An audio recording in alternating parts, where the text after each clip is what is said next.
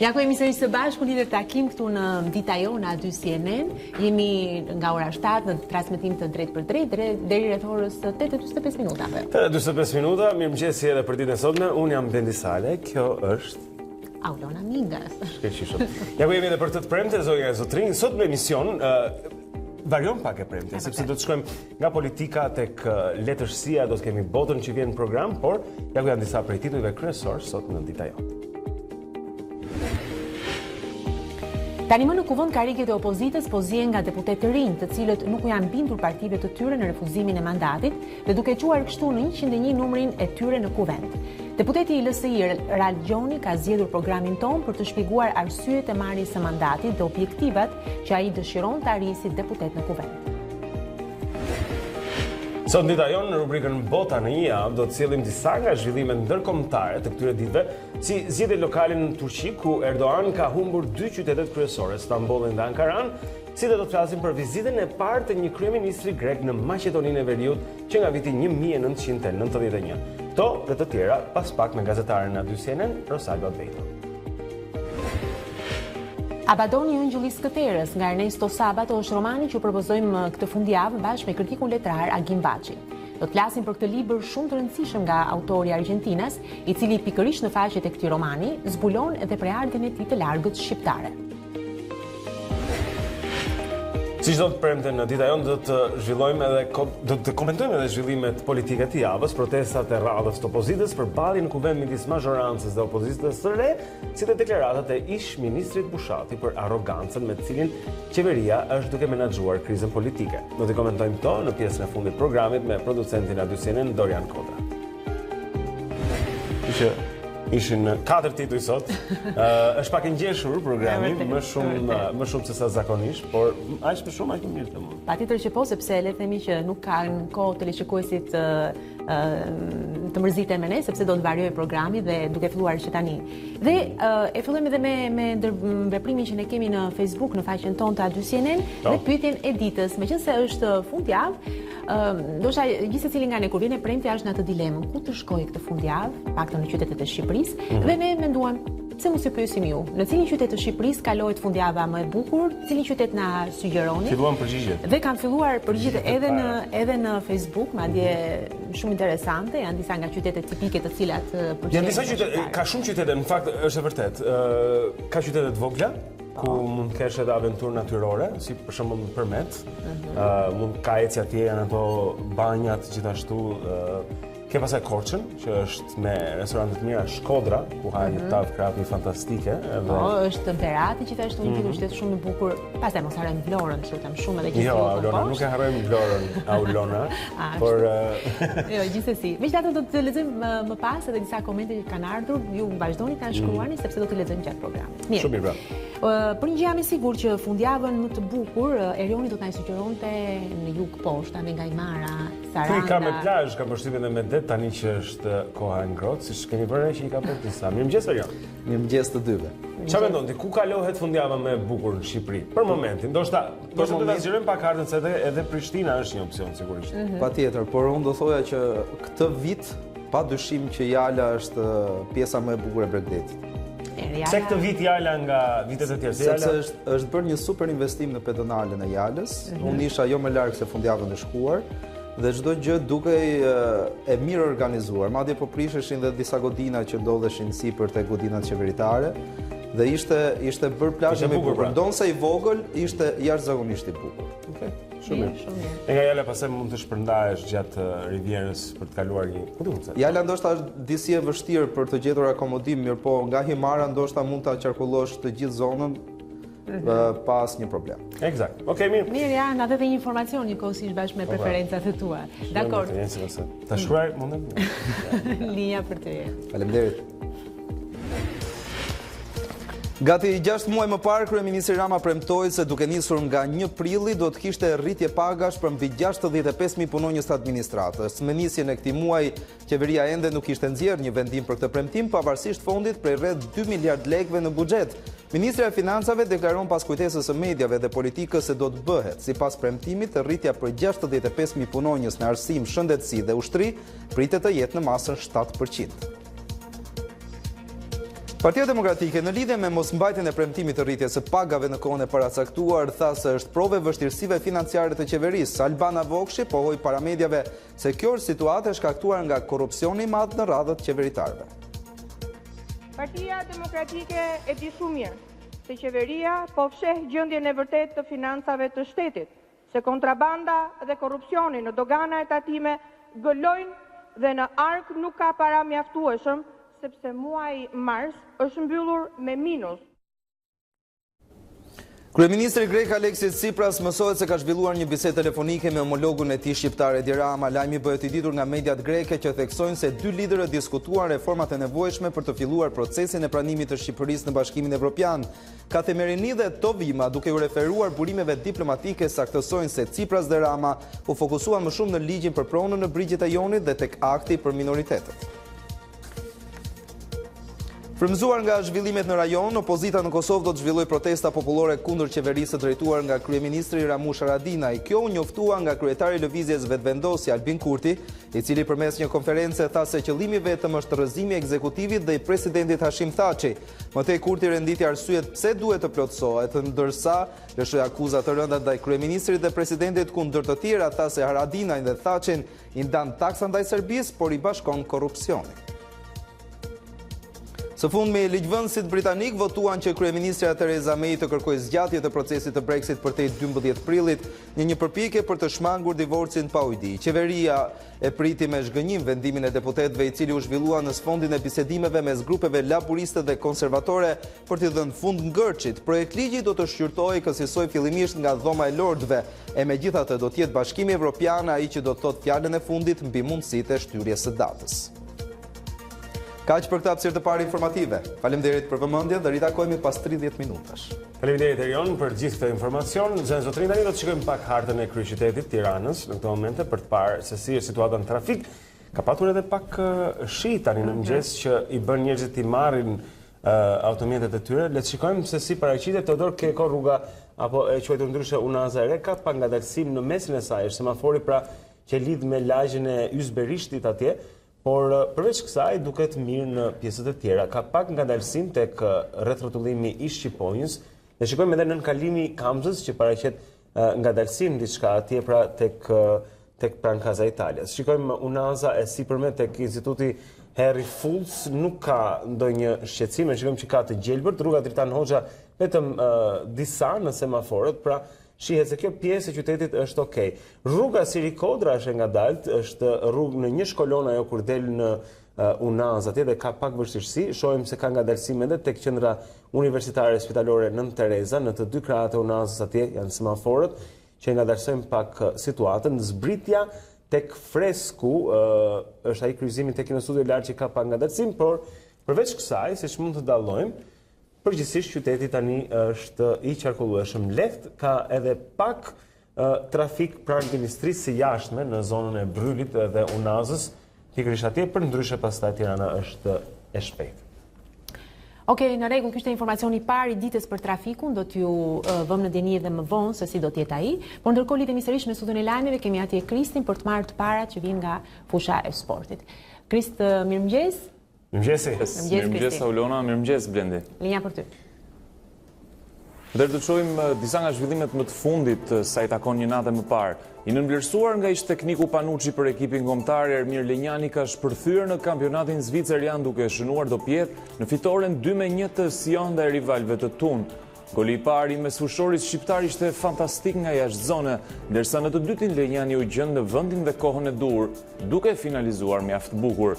Ky është goli i 5 i 29 vjeçarit për këtë sezon, ndërkohë që Sion ngjitet në vendin e 4, aktualisht në Europa League.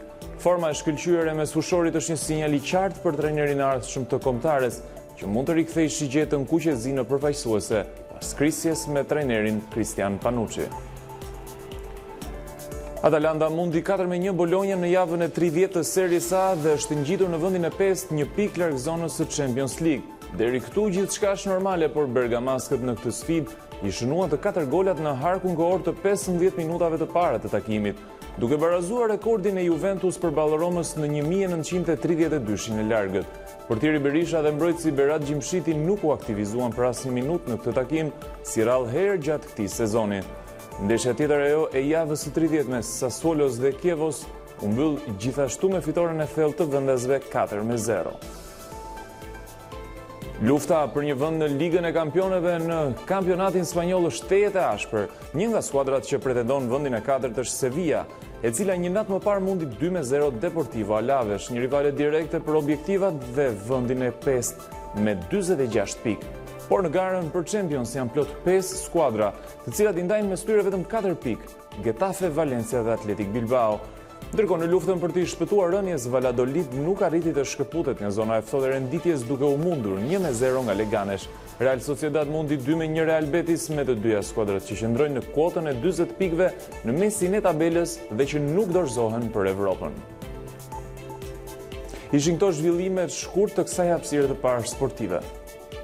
Faleminderit Kristi për gjithçka që sjell në program, ndërkohë tani është momenti të marrim një tjetër informacion të rëndësishëm. I rëndësishëm për disa arsye. Sot është e premte, njerëzit duan të shkojnë në punë, duan të ndinë nëse ka shi, se kjo do të ndikojë edhe se si arrin atje, plus pastaj fundjava është e pragu, e siç po bënim në pyetjen e ditës, për cilën ju kujtoj mund vini në Facebookun tonë Zë Zotri, në cilin qytet të Shqipërisë kalohet më e bukur fundjava. Ka gjithmonë lidhje edhe me motin. Ka, sepse të paktën për të ardhur sot në mëngjes në punë, mua më desh të hap çadrën, kështu që po binte shi, nuk e di si do të vazhdoj. Si do vazhdoj. Atëherë, Tanja, do ta mbajmë çadrën hapur gjatë gjithë ditës sot? Do thosha që çadra do mbahet në çantë gjatë gjithë fundjavës. Dhe dita e sotme patjetër do mirëmëngjes shikues a dy sinen, në fakt qinort e natës ka patur që mbrëmje rreth orës 10 ka patur dhe kryeqyteti, po ka patur gjatë natës në të gjithë territorin shqiptar, rreshje shiu të pakta thuajse në të gjithë territorin, përjashtuar ekstremet veri dhe ju kure që kanë qenë deri mesatare, edhe gjatë ditës sotme mbetet e njëjta tablo. Kjo deri në orët e paraditës vijojnë vranësira dhe shirat kryesisht të dobët në pjesë më të madhe të territorit, sërish të zona e Shkodër-Lezhës, Gjirokastrat e Pelena dhe një pjesë e Juglindjes do të kenë rreshje shira deri mesatar, pjesa tjetër e territorit do të ketë kryesisht vranësira dhe shira të pakët. Pjesa më e madhe ditës së sotme mbetet me kthjellime dhe me vranësira, ndërkohë sërish vonë në mbrëmje kemi një fuqizim të vranësirave, duke risjellë sërish shirat në pjesën më të madhe të territorit. Edhe fundjava, pra shtuna dhe e diela, do dominojnë kryesisht nga kthjellime dhe vranësira të shpeshta, ndërkohë shirat për ditën e shtunë janë të karakterit lokal dhe të dobët dhe kryesisht në zonat lindore të territorit, ndërkohë dita e diel kryesisht në pjesën e dytë të ditës presim fuqizim të vranësirave dhe në mbrëmje dhe gjatë natës do të ketë sërish shira si të ngjashme me shirat e natës që sapo kaluam. Për sa i përket temperaturave, temperaturat sot janë rritur lehtë në orët e mëngjesit, ndërkohë mezita ruan vlera pak a shumë konstante, pritet që maksimumi të shënojë rreth 19-20 gradë në zonat e ulëtërësirës. Ndërkohë dita e shtunë dhe e diela sjellin sërish një rritje të lehtë si në vlerat e mëngjesit ashtu edhe në mesditë, duke bërë që vlerat minimale dhe maksimale në rang territorit të luhate nga 3-4 vlera më ulët në zonat malore deri në 20 apo 21 gradë Celsius, maksimumi në zonat e ulëtërësirës perëndimore. Ky është informacioni i motit për Shqipërinë, por edhe për fundjavën. Kështu që ne me shikuesit e dy CNN do jemi edhe gjatë edicioneve informative duke dhënë informacione dhe më të zgjeruara. Mirë Tanja, faleminderit. Okej, shkëlqyeshëm. Zë Zotrinj, ky ishte edhe informacioni i fundit pra për motin këtë ditë dhe në fundjavë do të shikojmë tani se çfarë ka ndodhur në datën 5 prill ndër vite. Kjo datë në histori, siç e quajmë, është kalendari pra, tani e sillim për ju. 1869, në New York, u nda nga jeta në moshën 109 vjeçare, Daniel Beckman, poshtari i fundit i luftës amerikane për pavarësi. Më 14 shkurt të vitit 1867, Kongresi i Shteteve të Bashkuara miratoi një akt të veçantë për t'i dhënë Beckman një pension. Ky akt ishte i nevojshëm për shkak se Beckman nuk mund të provonte se kishte marrë pjesë në luftë, pasi të gjithë dëshmitarët kishin vdekur. 1955, Winston Churchill i jep dorëheqjen nga posti i kryeministrit britanik dhe Anthony Eden zë vendin e tij. Churchill kishte pësuar një goditje të rëndë në tru në qershor të vitit 53, që i preku atij aftësinë për të folur dhe ecur. I vetëdijshëm se ishte ngadalësuar si fizikisht dhe mendërisht, Churchill doli në pension. 1994 u gjet pa jetë në banesën e tij në Seattle Kurt Cobain, lideri i bandës së rockut Nirvana, e cila njoh suksesin botëror në fund të viteve 80. Vdekja e Cobain nga një plumë në kokë në moshën 27 vjeçare u arkivua si vetvrasje, por teoritë alternative se vetvrasja ishte një skenim për të mbuluar vrasjen e tij kanë qenë të shumta. 1916 lindi në Kaliforni Gregory Peck, aktor amerikan. Në karrierën e tij Peck ka luajtur mbi 70 filma.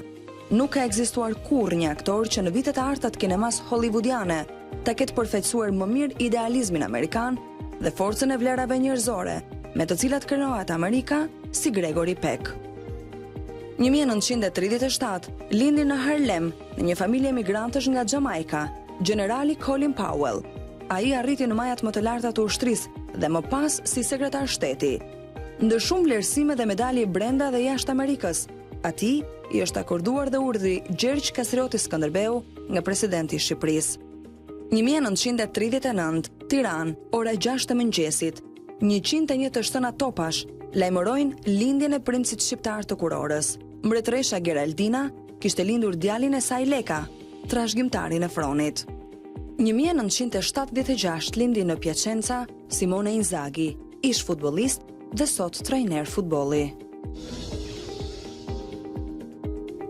Ja, pra këto ishin dhe ngjarjet kryesore të datës 5 prill ndër vite. Tani është momenti të ndalemi tek ajo çka ndodh aktualisht dhe çfarë servirin mediat online në të cilat ju mund të klikoni dhe të informoheni. Faqja e parë është adycnn.com, Olona do lexoj disa prej titujve kryesor pra në faqen e televizionit tonë. Po, ja ku e kemi faqja kryesore aty CNN, rritja e pagave në administratë, qeveria kujtohet për premtimin. Pra ky është dhe lajmi kryesor, ku ndër të tjera do të ndiqni edhe të shkëputura fragmente nga intervista ku tek i ftuari Endri Xhafus ka qenë edhe kryetarja e Bashkisë Shkodrës, pikërisht Ademi, e cila ndër të tjera ka thënë, a do të rikandidoj Ademi e vetme në zgjedhje? Unë bëj atë që vendos Partia Demokratike, shpërgjigjur ajo. Vështirësitë e vllaznisë, Ademi ka presion politik dhe kriminal. Gjithashtu ajo ka deklaruar zero fonde nga qeveria sepse nuk paguajmë përqindje. Ngjarjet kriminale në Shkodër, Ademi më ka vrarë shumë deklarata e ministrit.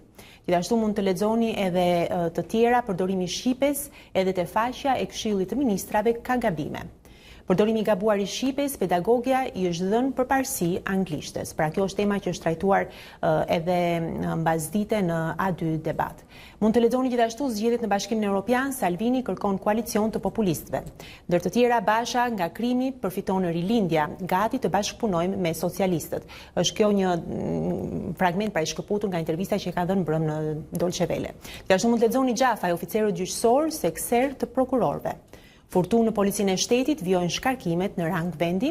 Këto dhe të tjera, si shikoni, mund të klikoni për të parë edhe fragmente nga programet tona, nga kronikat interesante, ku interesante për shembull është edhe raportimi që ne patëm live nga Washingtoni me gazetaren Klementina Cenkollari, pra për pikërisht ministerialin e NATO-s që po zhvillohet atje. Pra këto dhe të tjera në faqen kryesore të a2cnn.com. Faleminderit, do të shkojmë më tej tani shikojmë tek panorama se zotrin disa prej titujve kryesor edhe të fundit që kanë në këtë të përditshme.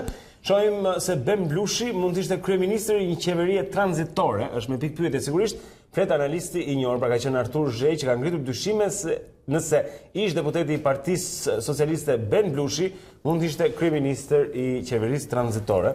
Kjo thot do të hiqte dorë pastaj nga puna në drejtimin e Top Channelit. Sander Leshi bëhet pronar i policisë private Illyrian Guard, si do të funksionojë ruajtja me pagesë. Ministria e Brendshme tashmë do të ofrojë edhe shërbime policore kundrejt pagesës. Qeveria ka miratuar vendimin e saj për të krijuar shoqërinë Illyrian Guard, pra që do të operojë si një kompani në treg. Unaza e martesës, Montana shqiptar dënohet për vrasjen e pestë. Çfarë vendosi drejtësia britanike për të? E gjeni tek panorama sot, si u vodhën 713 milion lek nga thesari, prokuroria hetoi 18 persona. Ky është një rikthim pra në ngjarjen e parave të nxjerra nga thesari i Bankës së Shqipërisë disa vjet më parë, veprime për cilën pastaj si thua humbi detyrën edhe guvernatori i asaj kohe zoti Fullani. Parlamenti dhe KQZ-ja zvarrisin mandatin e deputetëve të rinj, kryemadhi zbulon skenarin, kjo vjen nga politika pra, dhe kryetaria e LSI-s që në lidhje me ka folur pra për të pa ekspozuarit. PD dhe LSI për skrap. Basha i përgjigjet Ramës. Shprehje nervozizmi sepse i ka ardhur fundi, është se si i është përgjigjur pra deklaratës së kryeministrit drejtuesi i opozitës. Më mirë e nglendisje me Rudina Hajdarin se bojatisje me Bashën, ka thënë Spiro Pali gjatë një debati përballë Henrit Qilit në televizion. Gjithashtu në televizion ka qenë dashehi kur ka thënë duam të prishim skaletën politike. Mazhoranca mendon se do të futemi në zgjedhje, por kjo s'ka për ndodhur, është kryetari i lëvizjes për zhvillim kombëtar LZK-s pra Dashamir Shej. Shkojmë tutje në një tjetër media. Okej, klikojmë në një tjetër media dhe faqen kryesore të saj, jemi pikërisht tek gazeta shqiptare. Rriten pagat e mësuesve, mjekëve, ushtarakëve dhe diplomatëve. Ja sa do të rriten ato. Berisha publikon përgjimet, Freda Lizoti nga Burgu komandon Ramën. Fluturat që mund të pengojnë ndërtimin e murit të premtuar nga Trump, pra ky është një lajm që vjen nga arena ndërkombëtare, në shtetësia greke dyshimet që do të prekin emigrantët shqiptar. FMN kundër lehtësive fiskale krijojnë mundësi për shmangje taksash. Lista e plot, hipoteka, 1100 persona që kanë gati tapit e shtëpive. Banka Botërore, 35% e shqiptarëve në varfëri jetojnë me më pak se $5 në ditë. Mbledhja me Ramën, val shkarkimesh në tatime dhe dogana. Shpërndajnë certifikatat për 72 udhërfyes turistik.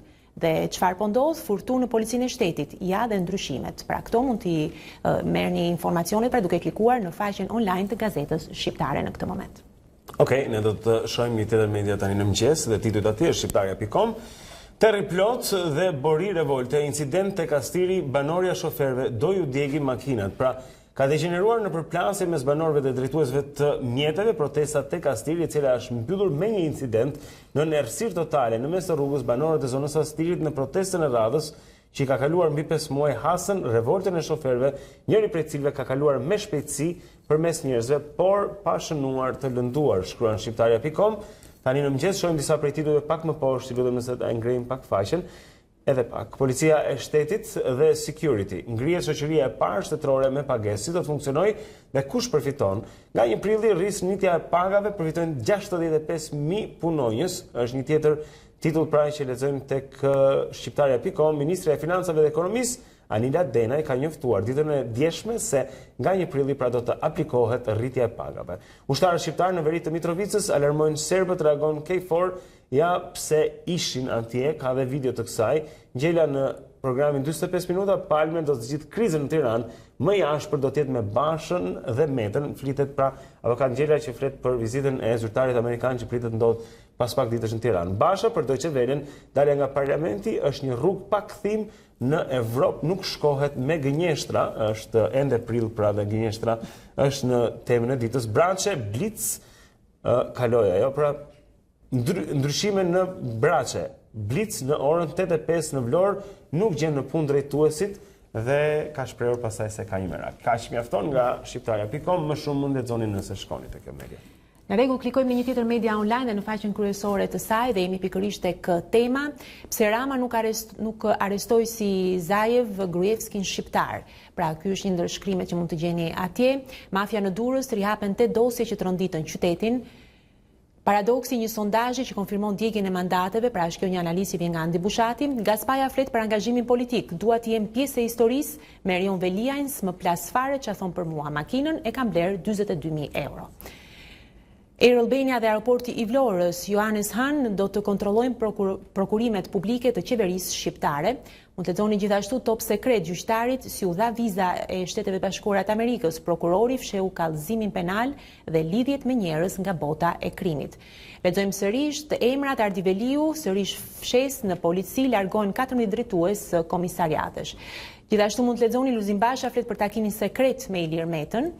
Mund të lexoni gjithashtu Spiro Pali sher me Henri Qilin. Qa i keni këto që thoni, se ju jeni dhe liberal? Mund të lexoni gjithashtu nga Velia e turpshme, histeria e Partisë Demokratike, shkolla e re etike për Kodër Kamzën dhe ndërtuar mbi tokë private të shpronsuar. Dashej, nëse hyjmë në zgjedhje do të ishte një çadër e dytë. Mund të lexoni gjithashtu domethënia e rezultatit të zgjedhjeve lokale në Turqi. Këtë temë do ta trajtojmë pas pak edhe ne këtu në studio dhe të tjera informacione pra që vinë në faqen kryesore online të gazetës Tema. Okej, lëvizim Më shpejt tek një tjetër media tani, drejtësia e re, kryeprokurori apo inspektori i lartë mund të zgjidhen pa vetting. Ky është një titull pra që mban tek reporter.al dhe flitet pra për mënyrën se si do të zgjidhet kryeprokurori apo inspektori i lartë. E sigurisht do i nështrohen pastaj vettingut në një moment të dytë. Skeda e pasurisë së deklaruar Edison Ademi, drejtuesi i prokurorisë së Sarandës, mund ta gjeni këtë dhe ta lexoni tek reporter.al. KPK ndërpret vettingun për 2 magjistrat pasi dolën në pension. Shoqëria civile ka vonesa dhe mungesa në transparencë për spakun dhe gjykatën e posaçme. E gjithashtu marshimi i krenarisë është një intervistë pra tek faqet e reporter.al. Marshimi i krenarisë do të fuqizojë të drejtat e njerëzit në Bosnjë, për fjalë për lëvizjen LGBT pra në Ballkanin Perëndimor. Shkojmë në një tjetër media, kam përshtypjen radha është e Monitor. Po, jemi tek Monitori, tek analizat ekonomike, tatimet ja cilat janë ndryshimet. Ndërkohë ecim më tej shqiptarët paksojnë telefonatat dhe mesazhet, hynë në dietë edhe me internetin. KLSH dëmi në 2018 1.7 miliard euro, institucionet të papërgjegjshme rrisin detyrimet e prapambetura. 3.7% e individëve kanë 56% të totalit të depozitave në banka. Mund të lexoni gjithashtu përdorimi i mërkurit nga dentistët, gati një vendim që vendos kufizime. Të riqet qeveria për qumshtin, subvencionon fermerët me 10 lekë për litër. Mund të lexoni gjithashtu në Monitor tatimet ja cilat janë ndryshimet kryesore në procedurën e ankimimit. Pra këto janë analiza që vinë në Monitor, ndërkohë të fundit nga vendi se ekosistemet e sigurimit të depozitave po forcohen. Balluku inspekton bypassin e Fierit, njëri kraj nyjes hapet për trafikun në qeshor. Ky është një lajm interesant.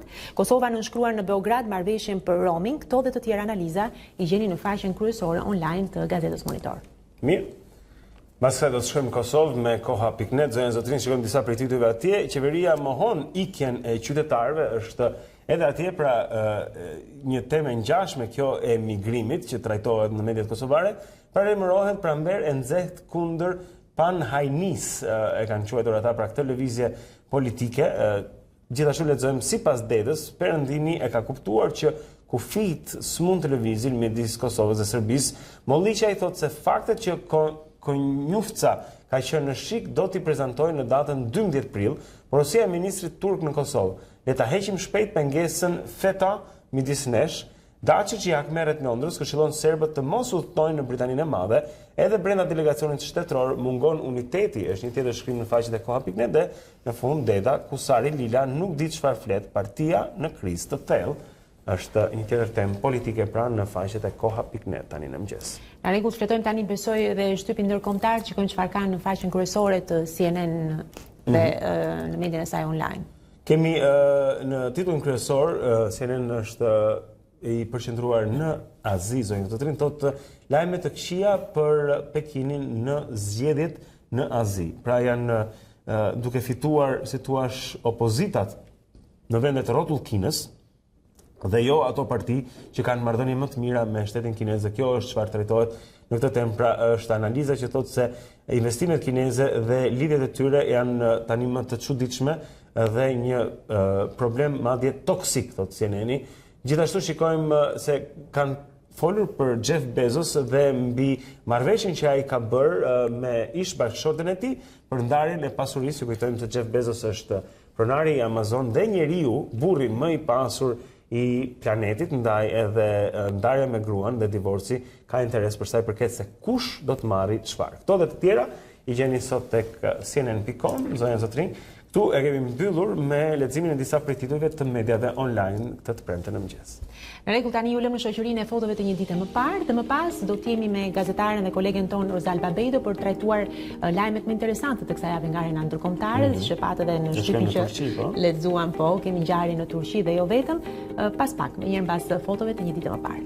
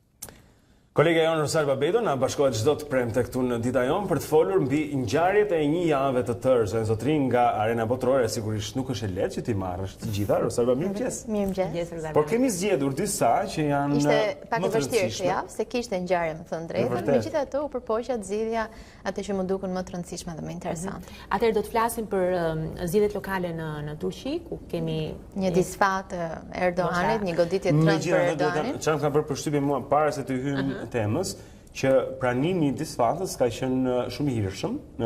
Jo, ishte vetëm në një moment fillestar Blendi. Kur tha është vullneti i popullit. Gjërat ndryshuan shumë shpejt. Le të shikojmë pra se si ka ndodhur. Ndjekim kronikën. Ndjekim kronikën. E kishte quajtur një votim për mbijetesën, por për presidentin turk zgjedhjet lokale të së dielës rezultuan në një prej goditjeve më të forta të udhëheqjes së tij.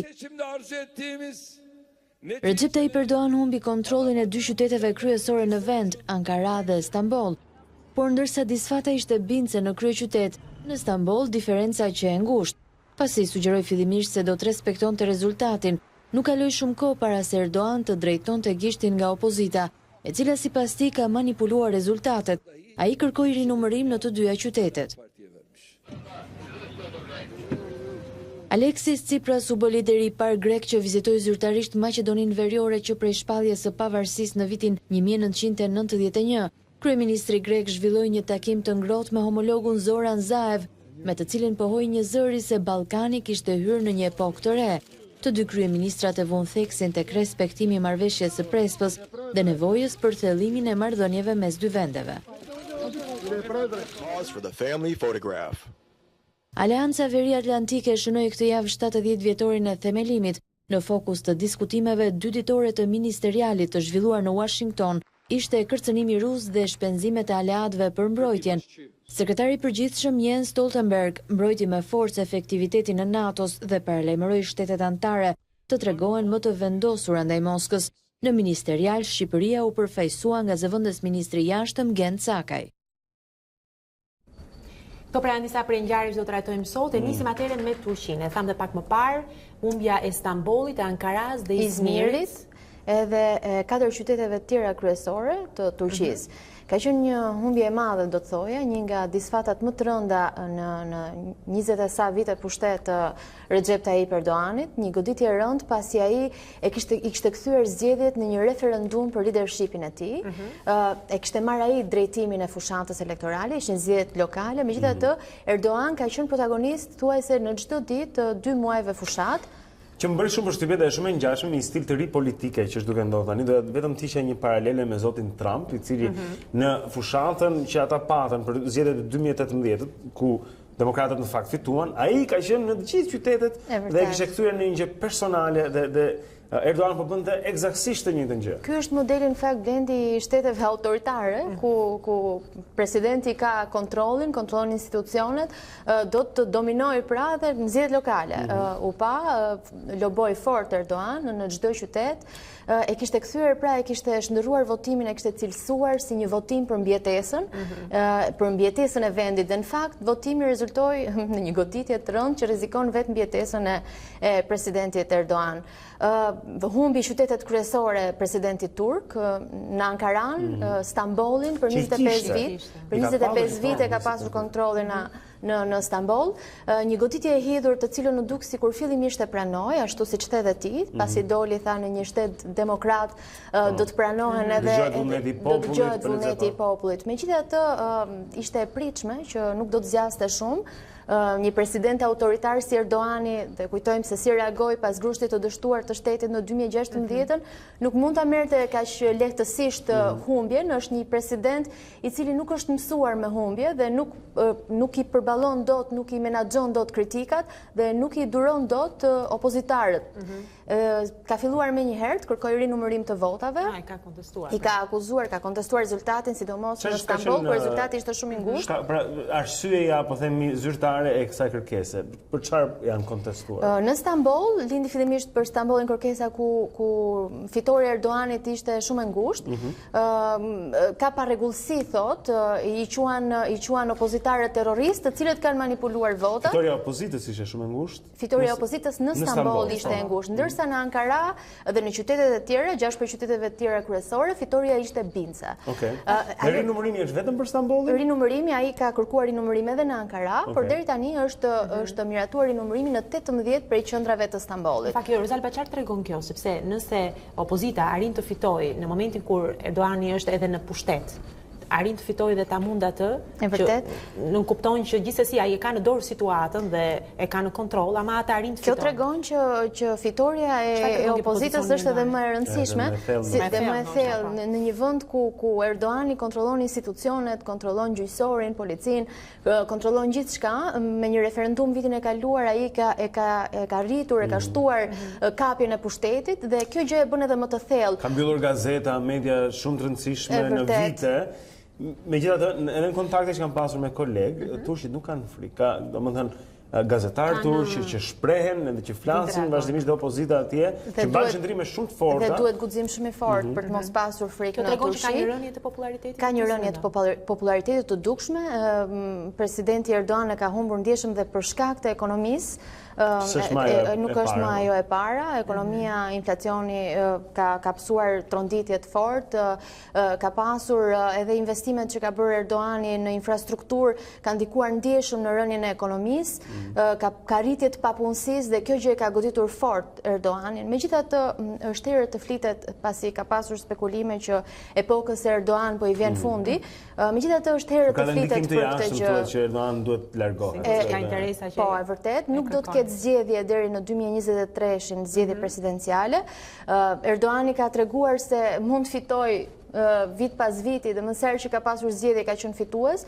Kështu që është ende herë të flitet për një fund të epokës, megjithatë sigurisht që ka një zbeje të figurës së tij dhe sidomos e tregoi rezultati i zgjedhjeve të fundit. Do doja të thosha që Erdogan pati mbajtje dhe një fushat e cila është kritikuar ashpër, edhe për vetë standardet e Erdoganit arriti pikën më të ulët kur përdori video të sulmit në Christchurch, i përdori për qëllime elektorale, duke thënë se sulmi në Christchurch kundër muslimanëve ishte një fushat e organizuar nga perëndimi kundër turqve. Dhe ishin imazhe ato të cilat janë preferuar të mos shfaqen për vetë natyrën e tyre tepër grafike. Do të thoja, është e rëndësishme Blendi që kjo nuk është vetëm një fitore politike, pasi Partia Popullore Republikane, e cila ka fituar zgjedhjet, ka dominuar pranë zgjedhjet lokale. CHP-ja është partia e parë turke, e themeluar nga Kemal Atatürku,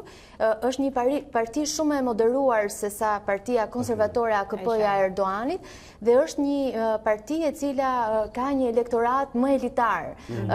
Janë intelektualët, ata që mbështesin, mjekët që mbështesin partinë, ndërkohë që Erdogan ka votuesit rural që e mbështesin. Shohim se nuk do t'i quajë ata armiq të popullit, siç deklaroi dhe të tjerët për këdo që i del kundra.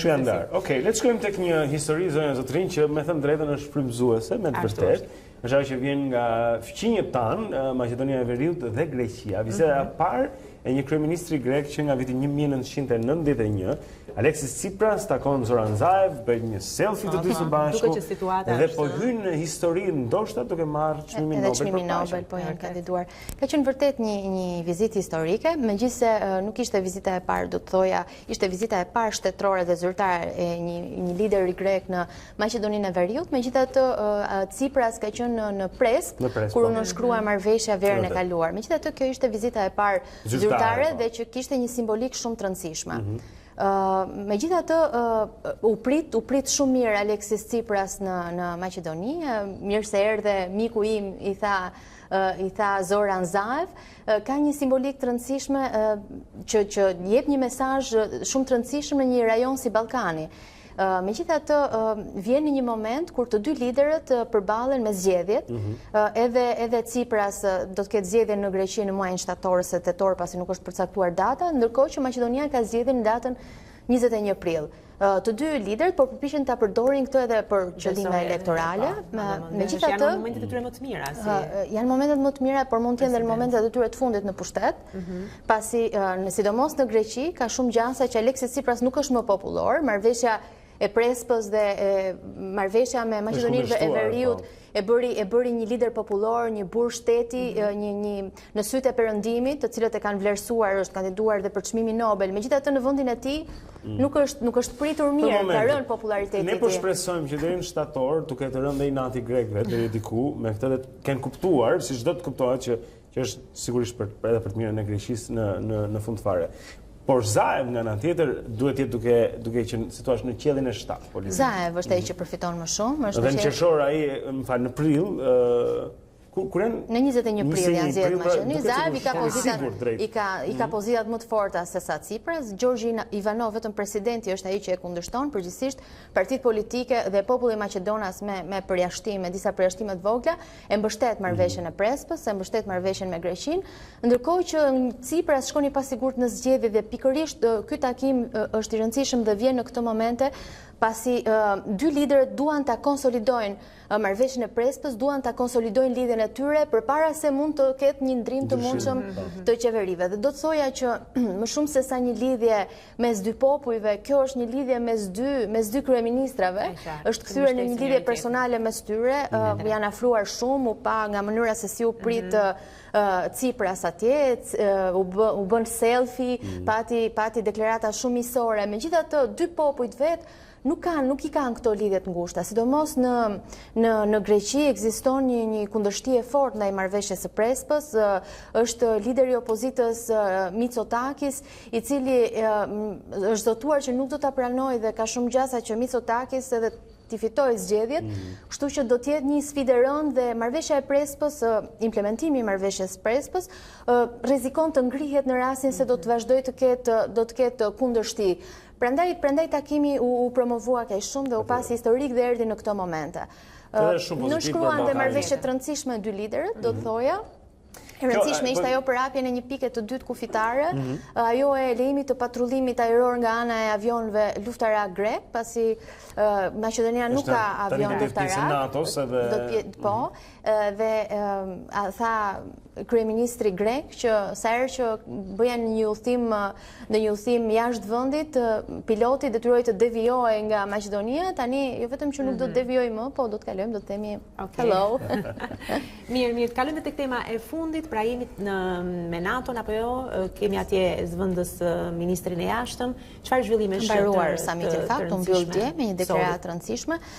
Ishte 70 vjetori i Aleancës Veri-Atlantike, ka qenë një ngjarje e rëndësishme, megjithatë e cila u kremtua pa shumë bujë, pasi vjen në një moment kur Aleanca është gjithnjë më e sulmuar nga Donald Trumpi, nuk është më ajo Aleanca e mëparshme me Shtetet e Bashkuara dhe Europës, ajo Aleanca e fortë e unifikuar, tani ka skepticizëm. Donald Trumpi e ka vënë në pikpyetje shpesh ekzistencën e Aleancës, sidomos për shkak të buxhetit, çështja e buxhetit ka qenë një temë kryesore edhe gjatë samitit, po. Megjithatë u theksua se presioni dhe trysnia e Donald Trumpit për shtetet anëtare, që shtetet anëtare të rrisin kontributet, ka ndikuar në $10 miliardë më shumë kontribute për Aleancën.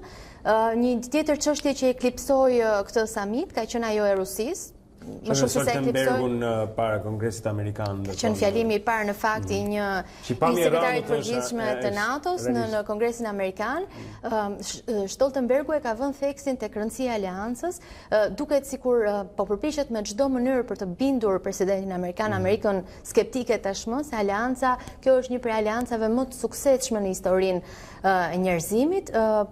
Ka mbajtur një fjalim të fortë, duke theksuar dhe duke pranuar që, trysnia e presidentit amerikan ka bërë që të rriten edhe kontributet. Presidenti amerikan ka kryesisht kritika edhe për Gjermaninë. Ai ka si një fitore në elektoratin e brendshëm, duke thënë çiko, tani po bëj Gjermaninë, kontribuoj 2%, Shqipërinë, kontribuoj edhe gjithë anëtarët e tjerë pranë që janë të aleancës. Vërtet. Rusia ka qenë një çështje që ka dominuar ndjeshëm takimin ministerial, do të thosha që ka qenë çështja kryesore, kërcënimi rus. Rusia, siç dihet, do të riqet nga traktati INF, është traktati për armët bërthamore me rrezet mesme veprimi. Shtetet e Bashkuara do të rriqen për shkak sepse Rusia akuzohet për shkelje. Ka pasur paralajmërime të shumta si nga sekretari amerikan i shtetit Pompei, ashtu edhe nga Stoltenberg ndaj Rusisë. që të heqë dorë pra nga shkeljet e traktatit, janë paralajmëruar shtetet anëtare të tregojnë më shumë kujdes.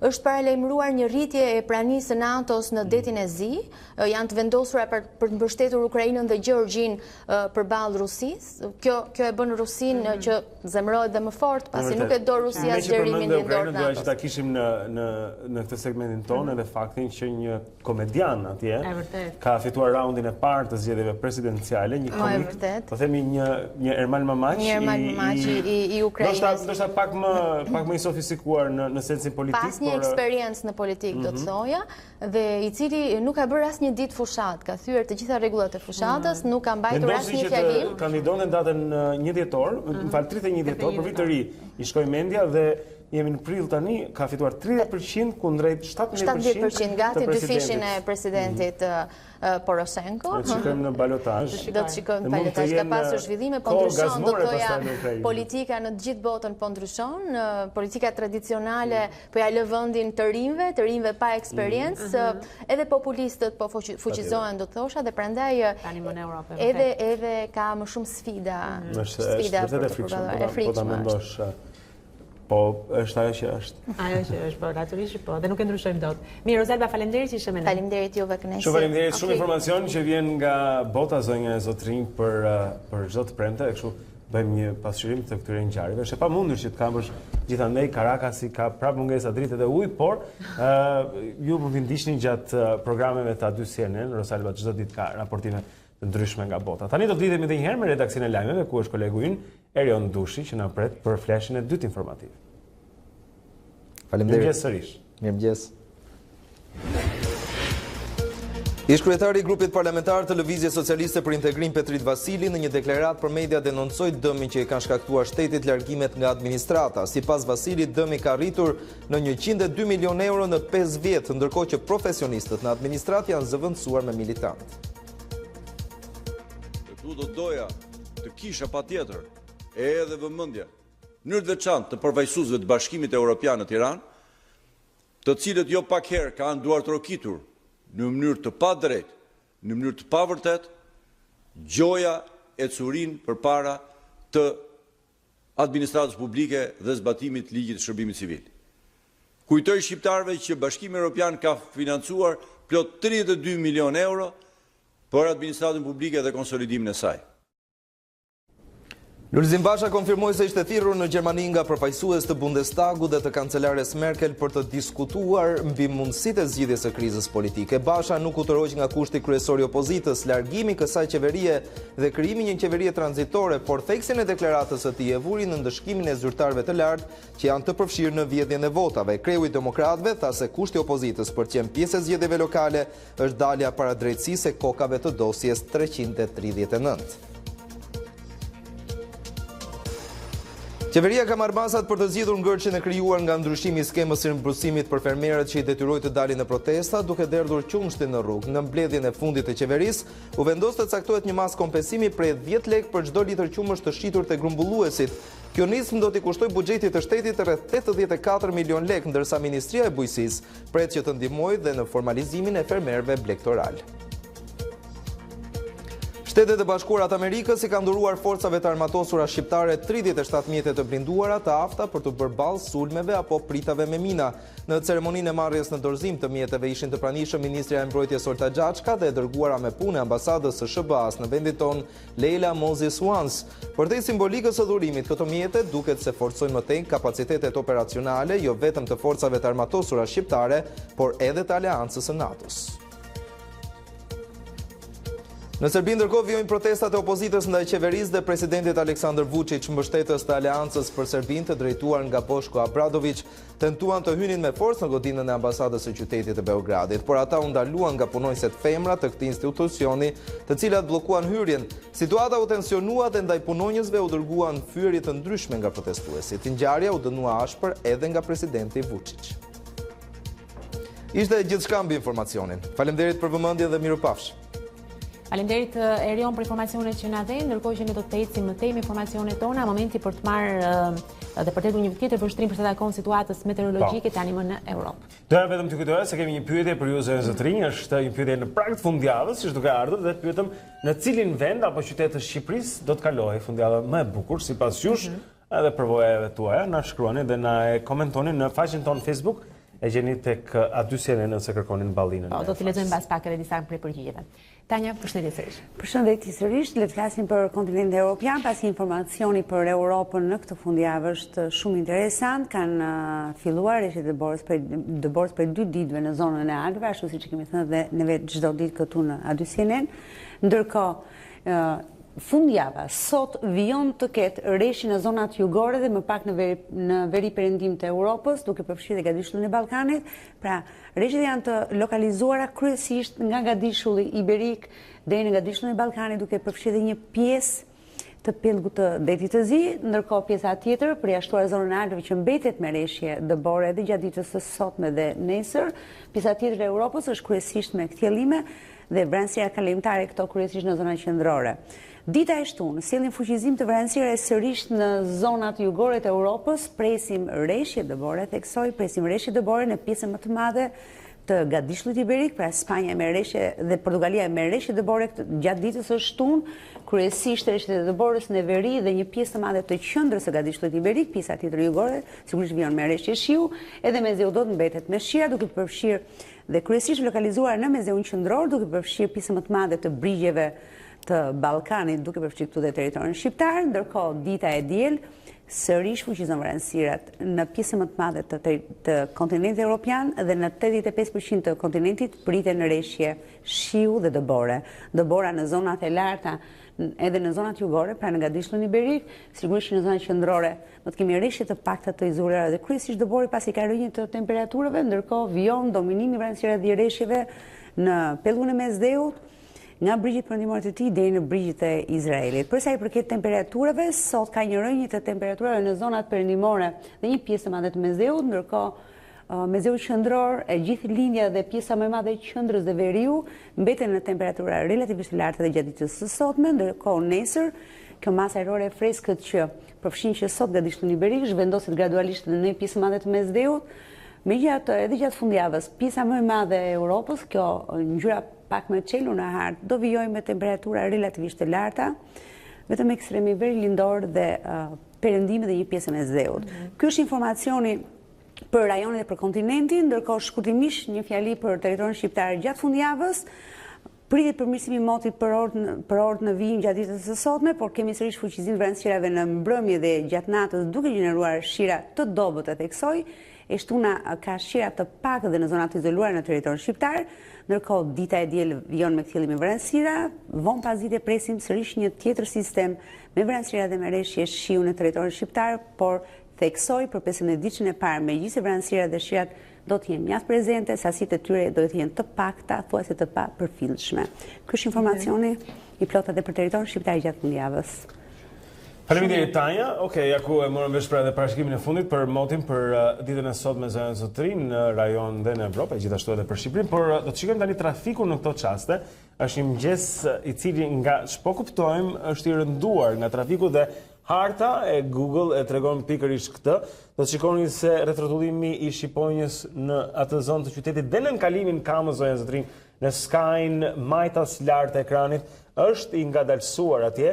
Gjithashtu shikojmë se ngadalësimi pastaj zbret në rrugën Teodor Keko, sidomos në mesin e saj, aty ku janë dhe semaforët, e rënduar është vajtja dhe ardhja nga kombinati në Tiranë, nga rruga pra kryesore dhe e zakonshme, sepse është tepër e ngarkuar, sidomos mbas nën kalimit ku kryqëzohet me Unazën e Re. Shohim se ka kryqëzimi ngarkesë dhe në kryqëzimin e 21 dhjetorit, ngarkesë tek Zogu i Zi dhe në Unazën e sipër me Don Bosco është tepër i ngarkuar edhe rruga Lord Byron, pra që lidh zonën e Spitalit Universitar të Traumës me rrugën Dritan Hoxha është e ngarkuar, apo Don Bosco që lidhet me Unazën, gjithashtu zona e asaj që ne quajmë stacioni i trenit, pra ajo pjesë e Unazës atje është e ngarkuar, edhe rruga Ferit Xhajko, ndërsa shkon drejt tregut industrial ka ngarkesë. Shohim se ka ngarkesë në rrugën e Dibrës teksa zbret tek Nëntkaçet. Në të dyja drejtimet rruga e Dibrës është e ngadalt, por më ngadalt akoma situata është tek qendra spitalore universitare Nën Tereza, pra rruga e Dibrës atje është me vonesa, zonën Sotrin, është me vonesa edhe rruga Ura dhe zbritja e freskut në skajin e djathtas lart të faqes. Do të shikojmë se ka ngadalësime atje në atë zonë të qytetit. Gjithashtu i ngadalt në zonën e Xhamllikut, rruga Kongresi i Manastirit është shumë e ngadalt, pra ajo tek spitali pediatrik është me vërtet shumë e ngadalt në këto momente, kështu që mundoni ta shmangni rrugën e Kongresi i Manastirit në këto çaste. Gjithashtu është e ngadalt unaza pranë zonës Ministrisë së Jashtme dhe rruga Elbasanit tek qyteti Studenti dhe ambasada amerikane, ndërsa vjen drejt unazës, është e ngadalt në këto momente. Kaq për këtë raportim nga trafiku. Tani do të rilidhemi edhe një herë me kolegët tanë në redaksi të lajmeve për të parë. Kris Martiro do të jetë atje për sportin. Kristi. Të përshëndes sërish Taulona dhe Blen. Humbja me Turqinë ka lënë pasoja për kombëtaren. Përveç largimit të trajnerit Panucci nga stoli, rezultati në Loro Boriçi ka bërë që Shqipëria të mbas edhe një pozicion në renditjen e FIFA-s për muajin prill. Kuqëzin tashmë janë në vendin e 62, edhe për faktin se suksesi me Andorrën vlerësohet me koeficient të ulët. Vazhdon ngjitja e Kosovës, që ka fituar 3 vende dhe tashmë është e 127 në botë. Për sa i takon Kreut, Belgjika mbetet e para e ndjekur nga Franca dhe Brazili. Anglia i ka marrë vendin Kroacisë, ndërsa Uruguay zbriti Portugalin në vendin e 7. Kaosi tek Vllaznia vazhdon pas presioneve ndaj administratorit të klubit Suad Liçi dhe trajnerit Agim Canaj. Skuadra kuqeblu nuk ka dalë sërish në stërvitje pas urdhit të kryebashkiakes, njëkohësisht edhe presidente e klubit Voltana Ademi. Edhe pse mungojnë hapat konkret për normalizimin e situatës, nëpërmjet një deklarate për mediat, klubi Vllaznis njoftoi se stafi vazhdon i pandryshuar punën e tij të përditshme për të finalizuar objektivin e ringritjes në Super League. Ndërkohë trajneri Canaj ndodhet pranë familjes në Tiranë. Drejtuesi i Stolit nuk pranon të punojë në kushte të tilla dhe ja ka dhënë mesazhin klubit. Lojtarët nuk zbresin në fush edhe pse të dielën luajnë në teshjen ndaj Erzenit, ndërkohë që policia e Shkodrës njofton se nuk ka asnjë denoncim për ngjarjen. Do të shkojmë tani në Angli, atje ku Tottenham ka prezantuar zyrtarisht stadiumin e tij të ri Tottenham Hotspur Stadium, një nga impiantet më modern dhe bashkëkohor të futbollit evropian. Shtëpia e re e Spurs ka kushtuar plot 1.3 miliard euro dhe ka një kapacitet për 62.000 vendesh. Spektakël i jashtëzakonshëm në ceremoninë e inaugurimit, teksa stadiumi i ri i Tottenham do të jetë në gjendje të zhvillojë edhe finale të Super Bowl. Skuadra e Pochettinos e festoi këtë gjë në mënyrën më të mirë të mundshme, duke mundur 2 ditë më parë Crystal Palace 2-0 në javën e 32 të Premier me golat e Son dhe Christian Eriksen. Këto ishin zhvillimet shkurte edhe për këtë hapësirë të dytë sportive. Do të shohim pas pak edhe të tjera ngjarje sportive. Pamje wow. Shumë të bukur. Faleminderit Kris. Mirë, në rregull, ndërkohë unë dua të kujtoj paksa edhe pyetjen e ditës, pra në cilin qytet të Shqipërisë kaloi fundjava më e bukur, është kjo për cilën pyetja për cilën. Po ti nuk më the mua një nga përvojat e tua fundjavore, po i quaj. Ku ja ke kaluar më bukur? Natyrisht. Lidhur me qytetin, po them. Është shumë e sigurt kjo. Jo, shumë e sigurt të përgjigje. Ti ku emri tingëllon? Në Vlorë, aty kam pikë në dobët, por që duhet të them, bëj pjesë tek ata njerëz, të cilët edhe unë dhe familja ime kemi rizbuluar me saktë qytetin e Korçës. Një qytet ku le të themi mund të shkosh në verë, në dimër, kalohet shumë mirë, njerëzit janë të mrekullueshëm. Lexoj disa shkurtimi shpejt sepse mbase më pas nuk do të kemi edhe shumë kohë. Për shembull, Eldi na thotë në Korçë nuk ka nevojë për koment, me sa duket është Shkodra. Shkodra thot dikush, thotë Gena, në fakt unë me Shkodrën dua të. Edhe Altini me Shkodrën. Shkodra ka qenë në lajme për keq, këtë ditë e fundit kemi folur shumë për Shkodrën e për çfarë ndodh atje, megjithatë Shkodra është një qytet më të bukur të Shqipërisë. Ka lumin, ka kalan, ka qytetin, ka detin pranë, kufirin nëse do, është super. Gjithashtu nga Shkodra thot pikërisht, në Shkodër thot dikush nga ata që na shkruajnë, ndërkohë Aureli thot unë do të sugjeroja Bilishtin, thot sepse kalohet shumë mirë dhe janë europianë, dhe janë njerëz europian dhe edhe si qytet, po edhe si njerëz me cilët i takon dhe unë kam qenë këtu dhe ku? Në Bilisht. Ti ke qenë në Bilisht? Po, në Bilisht, në Ziçisht, në Oçisht, se që janë ca fshatra. Hotolisht, në këtë po.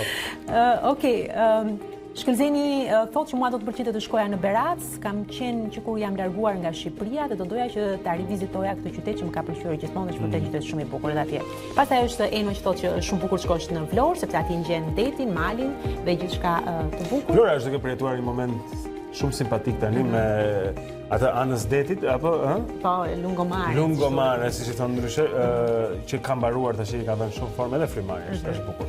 Mirë, dakor, do të shikojmë se si do të shkojë vërtet kjo fundjavë, edhe pse ka shi, por që mund të jetë gjithsesi e bukur. Dakor, tani do të ndjekim sërish fotot e një dite më parë. Jemi në pritje të ledhemi të ftuarve tanë, do të kemi Dorian Kodra. Dorian Kodra do të vinë mbas pak, producenti ynë për të folur pak politik, do të kemi gjithashtu për të folur për pak politik edhe deputetin e ri Ralph Gjoni nga radhët e LSI-s, ai që u prit me bojë tek pragu i shtëpisë ditën që shkoi për të betuar atje, dhe më vonë do të vime ne këtu në studio edhe kritiku letrar Agim Bashi për të folur për një kryevepër të Ernesto Sabatos që quhet Abadoni, Engjëlli i Skëterës. Mbas pak.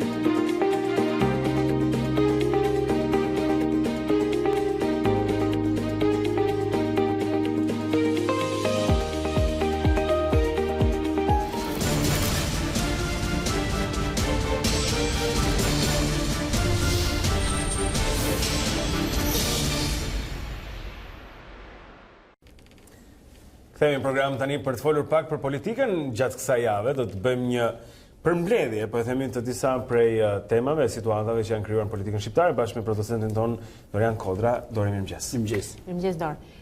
Vim si çdo fundjavë në fakt për të komentuar. Një anë kemi seancë parlamentare, në anën tjetër kemi protestë. Nuk u bë pak e mërzitshme kjo? Ose pak monotone? Është protesta e tetë e opozitës, duket se edhe opozita ka kuptuar që pak nga pak duke u përsëritur pak a shumë njëjtën skemë, edhe mbështetësit e saj do të mërziteshin. Nëse do të vinë më re kësaj radhe, kishte diçka ndryshe në anën e organizative, po ndryshohet forma, megjithëse mbetet e njëjtë.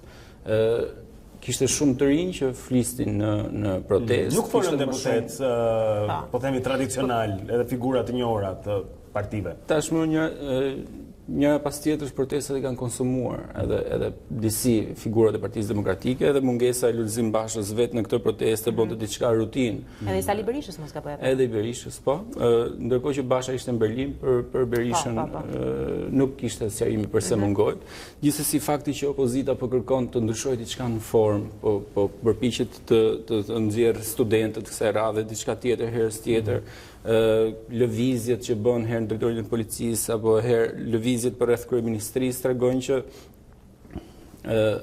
vetë thirrja militante javë pas jave ndjehet lodhja, po themi, apo rutina, apo që është normale, monotonia që krijohet, megjithëse mesazhet janë të njëjta që përsëriten.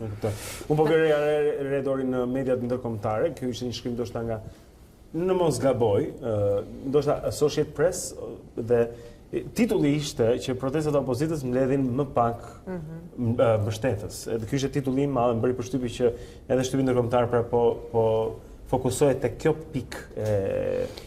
Është normale. Ne kemi folur se sa ekstrem ishte vendimi i opozitës për të lënë mandatet, se sa i pa precedent, se sa tralla janë rastet kur ka ndodhur diçka e tillë. Edhe në fakt një hap kaq i madh kërkon që edhe njerëzit që i ftojnë mbështetësit të dalin në rrugë, të dalin përtej partive. Apo ndodh kjo për mendimin tim? Jo, nuk po ndodh. Sepse janë po të njëjtët ish deputet Partisë Demokratike, janë po të njëjtët figura që qoftë kanë qeverisur në 8 vitet e Partisë Demokratike gjatë kohës Berishës, ku ishte kryeminist zoti Berisha, qoftë edhe figura të tjera të konsumuara. Partia Demokratike kam përshtypjen duhet shkoj përtej kësaj, duhet të ketë në protestën e saj njerëz me integritet, figura publike. Po si ja bën Dori? Se jam dakord me pjesën që ti thua që Partia Demokratike ka mbetur aty ku ka qenë në një farë mënyrë, sigurisht që ka ndryshime, ka të rinj etj. Por disa prej përfaqësuesve kryesor janë ata që janë dhe kjo është një farë stagnacioni për shkak dhe përsëritje. Si ja bën PD-ja që të sjellë njerëz të rinj, intelektual, po themi, ata që ajo dojë që t'i afrohen edhe për cilë të frymë, që si duhet ja bëjë. Le të bashkëpunojmë kundra një qeverisje arrogante dhe të keqe me PD-n. Atë, nëse dëgjojmë Lulzim Bashën, dje dha një intervistë tek Deutsche Welle, qëllimet e Bashës nuk janë të këqija, janë të mira. Basha po thotë të gjithë gjërat e dura që i kemi thënë ne si shoqëri civile për vite me radhë, kodi zgjedhor duhet rregulluar, demokracia duhet rregulluar, listat e kryetarëve referendumet. Po, referendumet duhet të risjell. Të ndalet bashkëpunimi i qeverisë me krimin etj etj. Kapja e drejtësisë të ndalet një herë e përgjithmonë, të ndryshojë krejtësisht sistemi. Çështja është sa besojnë Lulzim Bashën ato që janë jashtë Partisë Demokratike. Njerëzit që nuk kanë interes drejt për drejt në qeverisit nesër të Partisë Demokratike. Duket se kjo nuk po ndodh. Dhe nëse Basha kërkon vërtet që të ketë protesta popullore, protesta masive, protesta të ketë frym kundër qeverisë, unë kam përshtypjen duhet dalë përtej PD-s, përtej LSI-s, të ftojnë intelektualë, të ftojnë mundur. Kam përshtypjen që kanë provuar ta bëjnë, ka pasur tavolinat përbashkëta, qoftë me gazetarë, qoftë me intelektual, me artistët e teatrit. I kemi parë, nuk është se s'ka pasur pikë për PD-n që të shtrijë një dorë, po themi, tek qytetarët, edhe ta depolitizoj disi ose departizoj protestën, ta bëj më të hapur. Çfarë mund të bëj? Si mund ta arrijë këtë gjë? Presioni është i madh. Duhet të kemi parasysh që presioni ndaj këtyre njerëzve për të cilët ne po flasim, ndaj figurave publike në Shqipëri, shoqëria civile nuk e di a ekziston më shoqëria civile në Shqipëri, sepse në fund është dhe ajo e kapur, një pjesë e mirë e saj është e kapur edhe nga projektet e qeverisë që shpërndan etj. Pra, rreziku është vështirësitë për Bashën janë shumë të mëdha të bëjë diçka të tillë. A ka mundësi ai ta bëjë përderisa nuk po e bën? Atëherë duket se faji mbetet vetë Bashës. Duke qenë pjesë e një qeverisje gjatë kohës Berishës, nuk është një njeri i ri që ka dalë etj, po mbart dhe mëkatet e qeverisjes së kaluar. Si tillë ndoshta nuk e arrin ta bëjë dot, për mendimin tim këtë duhet bëjë. Dori, si e shikon në fakt edhe nëse do ta lëm pak opozitën dhe kthehemi pak tek majoranca në parlament. Si e shikon qasjen që ka vetë majoranca ndaj deputetëve të rinj? Mbas pak do të kemi dhe zotin Ralvioni dhe mbas do ta pyesim vetëm dhe atë sigurisht. Si po të duket? Po e vlerëson edhe vetë majoranca këta deputet, kanë arritur tani më janë 101 deputet në parlament. Po i konsideron vërtet dhe po sillet përballë tyre si përballë një opozite të vërtet, apo le të themi për Ramën gjithsesi opozita është jashtë parlamentit? Unë Ramën në këtë situatë e shoh si një aktor të keq në një sketch humori. Ai përpiqet të jetë sikur po sillet përballë një opozite të vërtet, një opozite reale, po shumë qesharak, edhe vetë mënyra se si flet, nëse do ta dëgjoni në parlament fjalimin e fundit të zotit Rama, ngataroi duke i thënë herë ju, herë ata, nuk kuptonte kë kishte përballë, sepse donte të fliste Mysy Murrizit dhe Rudina Hajdarit, ndërkohë që mendonte për Lulzim Bashën dhe Monika Kuremani. Kërkonte të sillte sikur kishte përballë një opozitë vërtet, sikur ishin të njëjtët këta deputetë që janë PD-ja dhe LSI-ja etj. Ndërkohë që ngataronte fjalët, kuptimin, kumtin që donte të transmetonte, duke qenë se ishte në rol. As vetë Rama nuk e beson se ka përballë një opozitë. Rama ka qenë i qartë, madje do thosha agresiv ose sulmues, kur thotë për shembull PD-n do ta çojmë për skrap. Logon e PD-s e dëgjova në njërin nga takimet që bën, ndoshta ishte në Librazh kur fliste që kjo ndodhi në Itali, tha, dhe ato parti që e bën këtë punë në vitet 20 u shkrin, kështu do shkrihen edhe këta. Opozita që kishte përballë Duçja shkoi për skrap, ndërkohë që pas disa vitesh Duçja përfundoi varur në litar. Domethënë edhe vetë krahasimi që gjeti Ramën nuk qëndronte aq shumë. Për mendimin tim parlament që ja vlen të flitet ka qenë fjalimi i zotit Bushati. Për herë të parë, pas shumë vitesh, nga një parti socialiste e të kurrur krejtësisht, kemi një mendim ndryshe. Domethënë sado i zbutur të ishte mesazhi që jepte Ditmir Bushatin në këtë fatësirë mendimi që ka Partia Socialiste, i duket sikur tani po flet për Partinë Socialiste tradicionale, jo Partinë Socialiste në pushtet. Po bëjmë një ndarje midis dhe ekziston midis po themi rilindjes dhe Partisë Socialiste të vjetrës. Në fakt Bushati foli për një arrogancë të mënyrës se si po menaxhohet, se si aq tepër qeveria dhe majoranca po e menaxhon krizë politike apo jo? Ishte vërtet në opinionin tënd Dori kaq ekspresiv dhe sulmues Bushati, apo është kjo thatësirë që ti përmende që bëri që mediat të çohen gjitha në këmbë mbas këtij fjalimi, që unë lexova edhe prapë është plot me takt edhe me shumë fines, nuk ka ndonjë sulm. Absolutisht, Bushati ishte diplomatik, edhe në këtë ishte në një tentativë për të menduar ndryshe. Nuk përmendi asgjë nga mëkatet e qeverisës, megjithatë, thjesht fakti që ai foli për një parti socialiste dhe jo për rilindjen, nuk përmendi në asnjë moment rilindjen zoti Bushati, thjesht për faktin që i quajti socialist, demokrat, socialist dhe progresist, njësoj si që flitë në kohën e Fatosdanos, thjesht këtu ai bën një farë diferencë, bën një farë shmangje. Njerëzit mund të lexojnë midis rreshtave dhe të kuptojnë se ku po rreh tani zoti Bushati. E vërtet. Mirë, shikojmë jemi në pritje të datës 13 ku do të jetë dhe ajo e madhja si përherja në ato. Megjithatë mendoj që do të ndryshojnë diçka në skemën e mënyrës të protestuarit të opozitës, sepse duket sikur do të shikojmë një film që kemi parë një herë, dim dhe fundin si do të shkojë. Është ai rrotullimi që vjen ose nga sheshi dhe pastaj shkohet në selinë e Partisë Demokratike, mbyllet me këndimin e hymnit, po pastaj në fundit çfarë ndodhi? Mendoj se kësaj radhe vetëm gjë ndryshe që do të jetë në film është do të zhvillohet pasdite ngjarja, sepse është në ora 6. Sepse po ngrohet koha, filluan në dimër këto protesta dhe po vjen maj pa nga pak dhe realisht jo, që të protestosh në orën 11-12 të drekës në kohë verë nuk është shumë komode. Gjithsesi nuk besoj se do të ketë diçka ndryshe, por prapë kjo nuk e cënon në fundit atë cilësinë e protestës. Në fund po protestohet kundër qeverisë. Do shikojmë. Dakord. Faleminderit Dori. Faleminderit. Dyran kontra zonja Zotrin, producent këtu në A2CNN, i cili na ndihmon për të bërë një përmbledhje të ngjarjeve politike të javës, çdo të premte këtu me ne. Kur të kthehemi, do të shikojmë kalendarin historik për 2 minuta dhe ngjarjet kryesore të kësaj date.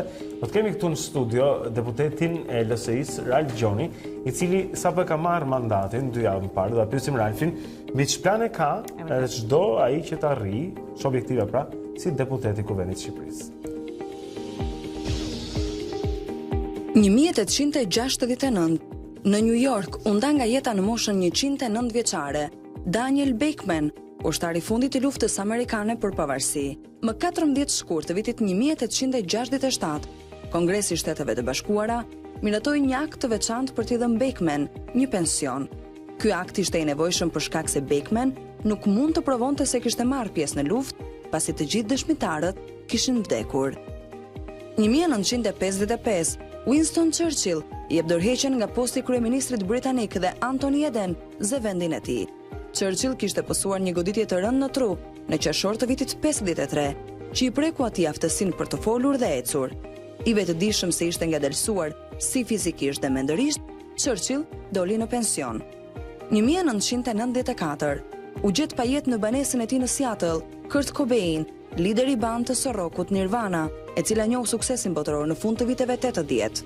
Vdekja e Cobain nga një plumb në kokë në moshën 27 vjeçare u arkivua si vetvrasje, por teoritë alternative se vetvrasja ishte një skenim për të mbuluar vrasjen e tij kanë qenë të shumta. 1916 lindi në Kaliforni Gregory Peck, aktor amerikan. Në karrierën e tij Peck ka luajtur mbi 70 filma. Nuk ka ekzistuar kurrë një aktor që në vitet e arta të kinemas hollywoodiane ta ketë përfaqësuar më mirë idealizmin amerikan dhe forcën e vlerave njerëzore me të cilat krijohet Amerika si Gregory Peck. 1937 lindi në Harlem në një familje emigrantësh nga Jamaika, generali Colin Powell. Ai arriti në majat më të larta të ushtrisë dhe më pas si sekretar shteti. Ndër shumë vlerësime dhe medalje brenda dhe jashtë Amerikës, atij i është akorduar dhe urdhri Gjergj Kasrioti Skënderbeu nga presidenti i Shqipërisë. 1939, Tiranë, ora 6 të mëngjesit, 101 të shtëna topash lajmërojnë lindjen e princit shqiptar të Kurorës. Mbretëresha Geraldina kishte lindur djalin e saj Leka, trashëgimtarin e Fronit. 1976 lindi në Piacenza Simone Inzaghi, ish futbollist dhe sot trajner futbolli. Kthehemi edhe një herë në program, zonën Zotrin, ja ku jemi këtu në CNN për të folur pak me një deputet i ri, ai është Dita Jonë. Po, e kemi sot në studio, le të kemi intervistën e tij të parë. Është e para, Paulo. Si deputet, natyrisht, apo Po, para se jemi miq. Faleminderit e para punës që vendose që të flasësh këtu me ne për ky është një moment interesant në jetën tënde. Diçka që nuk pritej ndoshta ti se kishe bërë plan në 10 orë, po themi, por ngjarjet të rrodhen ashtu siç rrodhen dhe ti e gjetë veten përpara mundësisë që të hysh në kuvendin e Shqipërisë. Sa e vështirë ka qenë kjo dilemë për ty? E di që e ke menduar, edhe dua na flasësh pak çka ka qenë që të shpeshuar, pra cila ishte vështirësia? Ju falenderoj për ftesën, edhe më vjen mirë që jam këtu. Po bie shi jashtë, po unë them që është ditë e bukur për gjithë ne. Edhe shpresoj që edhe hyrja e disa prej nesh në parlament, si edhe disa momente të bukura, edhe më interesante për jetën parlamentare shqiptare. Unë kam shprehuar më përpara që ka qenë vendim shumë i vështirë, nuk është e lehtë të gjendesh në një situatë kaq të paprecedent, nuk ka ndodhur ndonjëherë në Shqipëri dhe nuk di në një rast në Evropë ose në botë që një parlament jetë përballur me një braktisje masive të mandateve të një opozite të tërë. Kështu që për mua ishte shumë e vështirë sepse nga njëra anë ishte presioni i brendshëm partijak, klima intimiduese që u krijuar nga politika në përgjithësi në atë kohë për të gjithë ata që ishin në listë që nuk duhet merrin mandatet. Në çfarë forme vinte ky presion, ky presion? Presionin juaj keni parë edhe në media. Pra filloi mediatikisht me deklaranta. Vrulli dhe vala mediatike që i shërben, ju e dini që mediat në Shqipëri nuk janë të gjitha të pavarura dhe të paanshme, janë të njanshme dhe mbajnë anë politike shpeshherë. Dhe mediat, disa grupime mediatike filluan të hapnin një fabull të tipit që ja tradhtarët, ja linja partisë, filluan të krijonin një fake reality, një realitet falso, sikur mandatet i përkasin partive politike, sikur nëse thyet linja e partisë bëhet një tradhti ndaj kombit dhe njerëzit e shkret duke dëgjuar këtë lloj diskursi në hapësirën publike, filluan që të krijonin idenë sikur disa prej nesh që po merrnin mandatet po thyenim në irregulltartë. Derisa të fillojmë dhe të artikulojmë një fartyrje do ta bënin apo jo? Dalje nga radhët, po e quajmë? Po dëgjoj, mandati, e thotë edhe kushtetuta, nuk është detyrues dhe i përket vullnetit të popullit. Arsyeja pse kjo është futur kështu në kushtetutë është sepse është një kopje e kushtetutave të gjithë vendeve evropiane. Sepse nëse mandati është detyrues, i bie që në një moment caktuar lideri i partisë që mund të jetë kryeministër çmendet dhe vetë deklarohet mbret dhe bën një reprezalje dhe gjenocid si puna e Hitlerit dhe i bie që të gjithë deputetët duhet ta ndjekin rresht.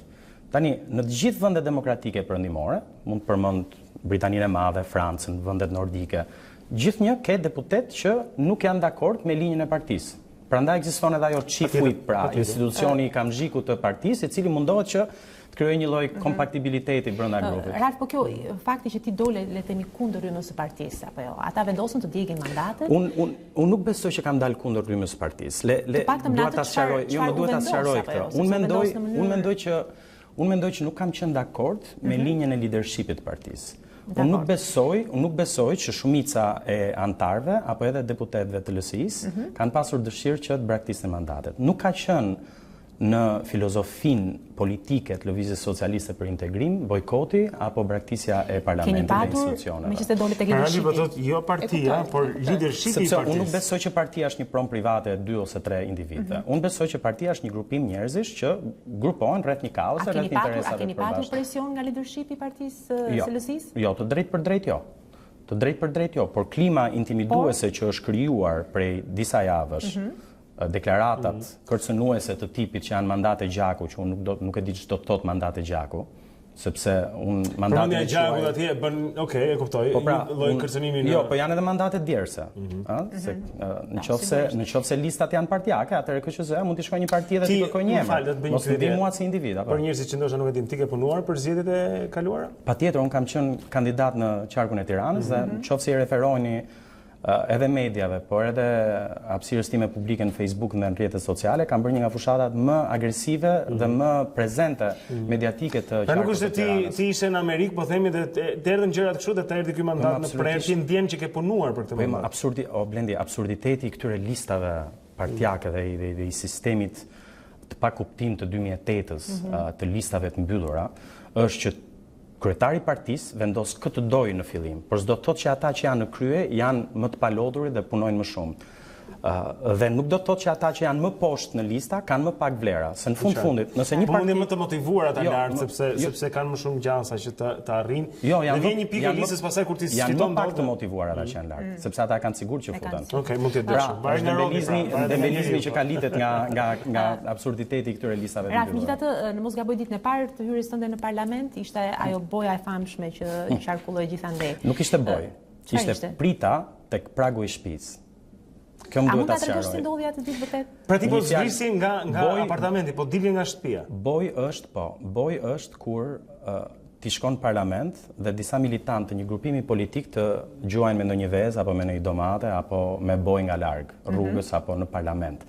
Pra që e lidh aktin dhunues me detyrën tënde. Pra ne po shikojmë ndërkohë ti dal dhe mënyra se si i drejtohesh atij personi duket sikur po jep dorën për ta takuar. Un kam qenë duke dalë, në fakt them drejtën, policia ishte prezente në ambientet e rreth rrotull godinës apartamentit. Por nuk ishin marrë masat dhe nuk ma merrte mendja kurrë që ata do zinin prit mu tek dalja, tek dera kryesore e godinës. Jo vetëm kjo, po ka pasur paktën edhe një ose dy prita të tjera në daljet e parkingut brenda në vendet ku unë parkohem, ku del musha me vajzën. Që të kanë qenë disa njerëz, sa kam ndjenin, nuk më lejohet të flas shumë për detajet sepse është në hetime sipër dhe policia është duke e ndjekur këtë çështje. Unë shpresoj që policia ta zbardhë shumë shpejt dhe të kapin autorët, sepse është jo vetëm një prit në pragun e shtëpisë të një qytetari shqiptar, por është një dhunim dhe agresion ndaj një deputetit kuvendit të Shqipërisë. Pra ti ka prekur fakti që është pranë familjes tënde, pranë gruas, pranë vajzës, pranë vatrës tuaj, pra që kanë ardhur aty. Do mundohem të rezervohem dhe të jem sa më civil në përgjigje në këtë moment, por unë pragun e shtëpisë nuk e toleroj. Pse the që nuk ishte bojë? Mund ta përsërisni këtë, unë nuk e fal atë mendje që ka planifikuar një sulm në pragun e shtëpisë. Kush mendon se ka bërë? Sepse zonja Kremali tha se zoti Rama mund të jetë regjizori e ka quajtur ajo e sulmit. Unë do lë edhe pak kohë për policinë që të shprehet dhe të gjejë autorët. Nuk është në etikën time që unë të shprehem siç shprehen shpesh disa studionate televizive që bëjnë hetimet e prokurorisë dhe përgjimet dhe punën e policisë. Unë do kem besim tek institucionet e Shqipërisë. Është pak gjatë, pra është dashur pak kohë për t'u gjetur. Unë shpresoj që policia të bëj punën e vet dhe t'i gjej ata që organizuan këtë sulm, edhe mendjet. Cila është marrëdhënia që keni sot me kryetaren e LSI-s, Monika Kremali? Nuk kam marrëdhënie. Nuk kam asnjë marrëdhënie. Unë me fjalë kryetaren aktuale të Lëvizjes Socialiste për Integrim kemi pas marrëdhënie bashkëpunimi gjatë gjithë momenteve angazhimit reciprok në parti. Unë kam 10 vjet antari Lëvizjes Socialiste për Integrim, jam edhe antari Komitetit Drejtues Kombëtar. E di që ka disa fashetheme mediatike, letra të publikuara nëpër media që thonë për një përjashtim nga partia, por unë personalisht nuk di të jem përjashtuar nga kjo parti. Me linjën aktuale të leadershipit të LSI-s, unë nuk kam qenë dakord që nga fillimi dhe vazhdoj të mos mbetem dakord. Fillimi është kur? Nga fillimi, pra mbas kur zonja Kremali mori nga Petrit Vasili partin? Fillimi është dalja në opozit me Partinë Demokratike, që them drejtën duke parë mbrapsht, mua më duket ndoshta një veprim i nxituar dhe i panevojshëm, sepse LSI-ja ishte në një koalicion me Partinë Socialiste dhe pavarësisht problemeve, unë besoj që qëndrimi i LSI-s në koalicion do kishte shtuar pak pluralitetin e mendimeve edhe ndoshta edhe përplasjet brenda koalicionit, qeverisës që për mua është një kulturë pozitive në qeverisën e një vendi.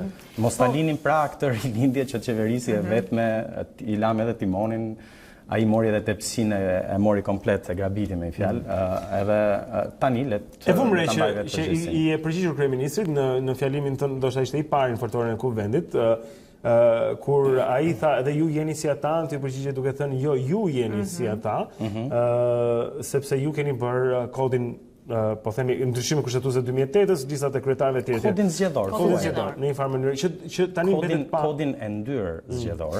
Ti e quan kodin e ndyrë zgjedhor dhe kjo e bën qartë se çfarë ti mendon për këtë kod zgjedhor. Pyetja është, çfarë ti shpreson dhe synon që të arrish si deputet? Kjo është ajo. Në këtë mandat të marr në këtë mënyrë. Ato nuk e mendoj unë, ato e mendojnë shumica e shqiptarëve, që tashmë kanë kuptuar që ndryshimet në kodin elektoral të bëra në mënyrë klandestine përmes një deali natën, brenda natës. Përsëri LSI-ja ka qenë shumë kundër në atë kohë. Po, unë nuk kam qenë pjesë e LSI-s në atë kohë, kam qenë në Angli, biles ai ka qenë viti kur unë jam vendosa të kthehesha në Shqipëri. Pra nuk është se ka lidhje me qëndrimin e LSI-s, por mund t'i rikthehemi dhe asaj. Është mendimi dhe opinioni i shumicës së shqiptarëve që nuk janë dakord me listat e mbyllura. Pse? Listat e mbyllura japin tagrin e plot dhe kontrollin e plot kryetarëve të partisë, sepse ne nuk kemi parti politike si në Gjermani apo në Britani të Madhe me demokraci të brendshme. Asnjë parti politik. Ne nuk zgjedhim si qytetar, ne zgjedhim atë që zgjedh Rama apo atë që zgjedh Basha. Dhe unë kam besuar dhe debati i sotëm për kujt i përkasin mandatet, apo kush është tradhtar, apo kush ka lidhje me elektoratin, do ishte më qartë nëse ne do kishim pasur lista të hapura. Sepse nëse unë isha vërtet numri 11 në listën e Tiranës, mund të kishe do e shihnim në listën me lista të hapura se kush do merrte më shumë vota në Tiranë. Por ne kemi kundërshtuar këtë prej kohësh. Unë besoj që gjithë jemi dakord. Si e kundërshton ti tani si deputet, çfarë mund të bëhet për të? Të falenderoj shumë për pyetjen, sepse ky është një nga merakët e mia më të mëdha. Opozita e rrugës në këtë moment, se s'kam si ta quaj ndryshe. Pra dy partitë kryesore të opozitës, por edhe partitë e vogla, që kanë pas të pak nga një deputet prezent në listën e PD-s. Deputeti me këtë merret, ligjbërje. Jo ligjvënie, ligjbërje, bën ligje, harton ligje dhe depoziton. Po të keni ndjekur Parlamentin Britanik gjatë javëve të fundit, gati çdo ditë ke 3, 4, 5 votime të ndryshme për të parë tendencën e votës. Në asnjë moment që nga 2008 dhe sot, dhe do ju kërkoja ndihmën tuaj të më sfidoni nëse ekziston ndonjë rekord diku, në asnjë moment nuk ka pasur një nismë ligjore për ndryshimin e sistemit zgjedhor, pavarësisht se kanë folur. Pra, flasin për ndryshimin e sistemit zgjedhor, nuk depozitojnë asnjë nismë ligjore. Po, flasin për votën e diasporës, që kemi 15 vjet, ti e mban mend, edhe bashkë kemi qenë në një llogore kur e kërkonim, dhe asnjë nismë ligjore. Më fal, çfarë të kushton të hartosh një projekt ligj, të ndihmojnë shërbimet e kuvendit të hartosh, depozitoj hidhen vot. Le të votohet punë. Patjetër. Unë e thash edhe në parlament, angazhimi im dhe arsyeja pse unë kam hyrë në parlament është vetëm për sistemin zgjedhor dhe për votën e diasporës. Kjo do të kryej fjala e angazhimit tim parlamentar. Disa media janë marrë edhe me një deklaratë time në janar kur kam thënë që po të isha deputet do e dorëzoja mandatin, po për kodin zgjedhor, për kontekstin e kodit zgjedhor, nëse nuk do kishte dakordsi, patjetër që do e dorëzoja mandatin, po do e kapja peng atje në parlament dhe do e kërkoja që të ulej në tavolinë derisa të ndryshonim kodin. Unë besoj sot kemi arritur në një moment ku duhet një konsensus kombëtar dhe bëj rast t'i bëj thirrje gjithë miqve tan në media, ju shoqërisë civile gjithashtu që nuk po ndjehet për momentin, dhe gjithë kolegëve deputet në parlament, pavarësisht partisë politike, dhe patjetër edhe dy partive kryesore opozitare në rrugë, le të bashkojmë forcat, le të ndryshojmë sistemin. Dhe jo vetëm kodin zgjedhor, por unë besoj që duhet riformatuar komplet Republika dhe formati i Republikës sot, duke përfshirë edhe mënyrën se si zgjidhet presidenti i Republikës, që t'i japim, unë do isha për ndoshta një presidencë pak më të fortë, ose hajde ta shohim sistemin, por duhet një debat kombëtar për këtë çështje.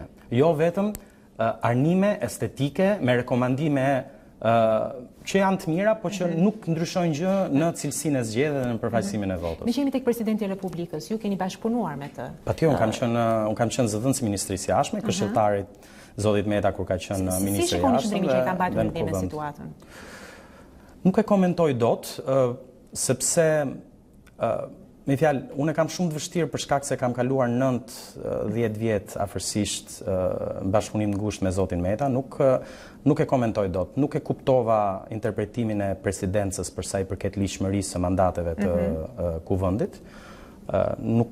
Nuk e gjej dot në kushtetut nëse presidenti ka një tagër për të interpretuar ligjshmërinë e parlamentit.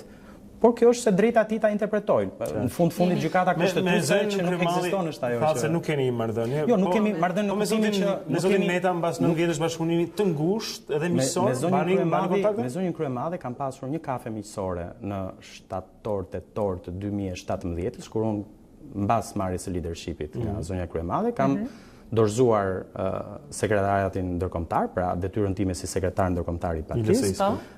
I dorëzova dorëheqjen, e pranoj me shumë kënaqësi, me buzëqeshje dhe që prej atij momenti ne nuk jemi parë. Me zotin Meta?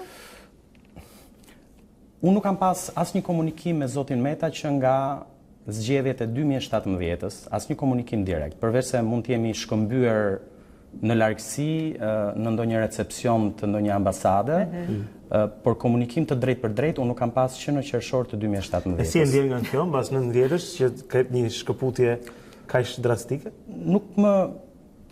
Unë kisha të qartë që mbas angazhimit tim disa vjeçar edhe në detyra shtetërore, por edhe në detyra partijake, vendi im duhet ishte në parlament.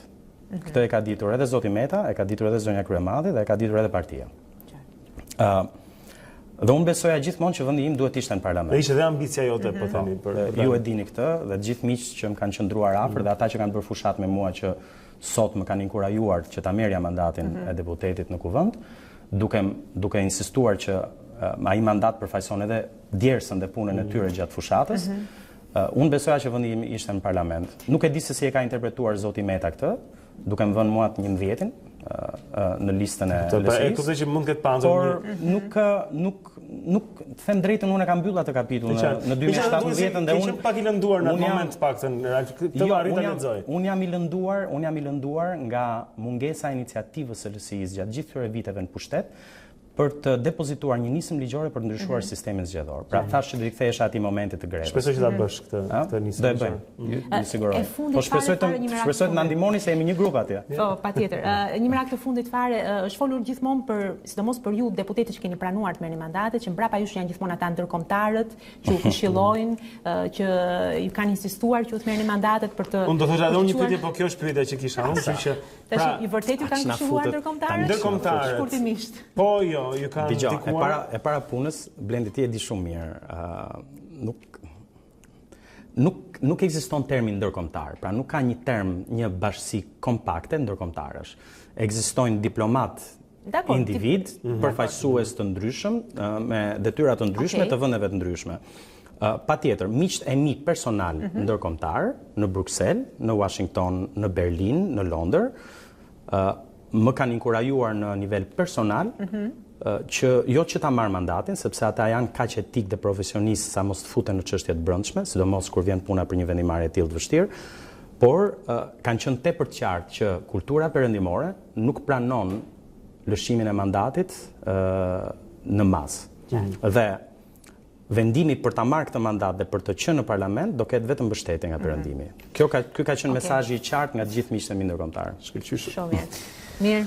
Dita Jonë, zonja Zotrinj, deputet i LSI-s në Kuvendin e Shqipërisë. Ralf, faleminderit për kohën. Faleminderit që erdhe këtu. Edhe komplimente për programin. Jeni shumë të këndshëm të dy.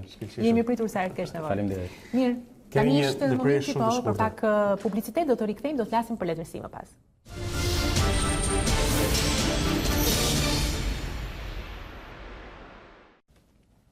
Të premteve këtu në Dita Jonë, zonja Zotrinj, gjithmonë ne diskutojmë për një libër me kritikun letrar Agim Baçi, mikun e këtij programi. Sot kemi zgjedhur kryeveprën e Ernesto Sabatos, botuar pak më parë në Shqip, jo shumë kohë më parë, Abadoni, Engjëlli i Skëterës. Është kjo histori e cila zhvillohet në një Buenos Aires të errët dhe parathot ngjarjet që do të vinë mbasaj. Cili do të ishte komenti i parë që do të bëje për këtë roman?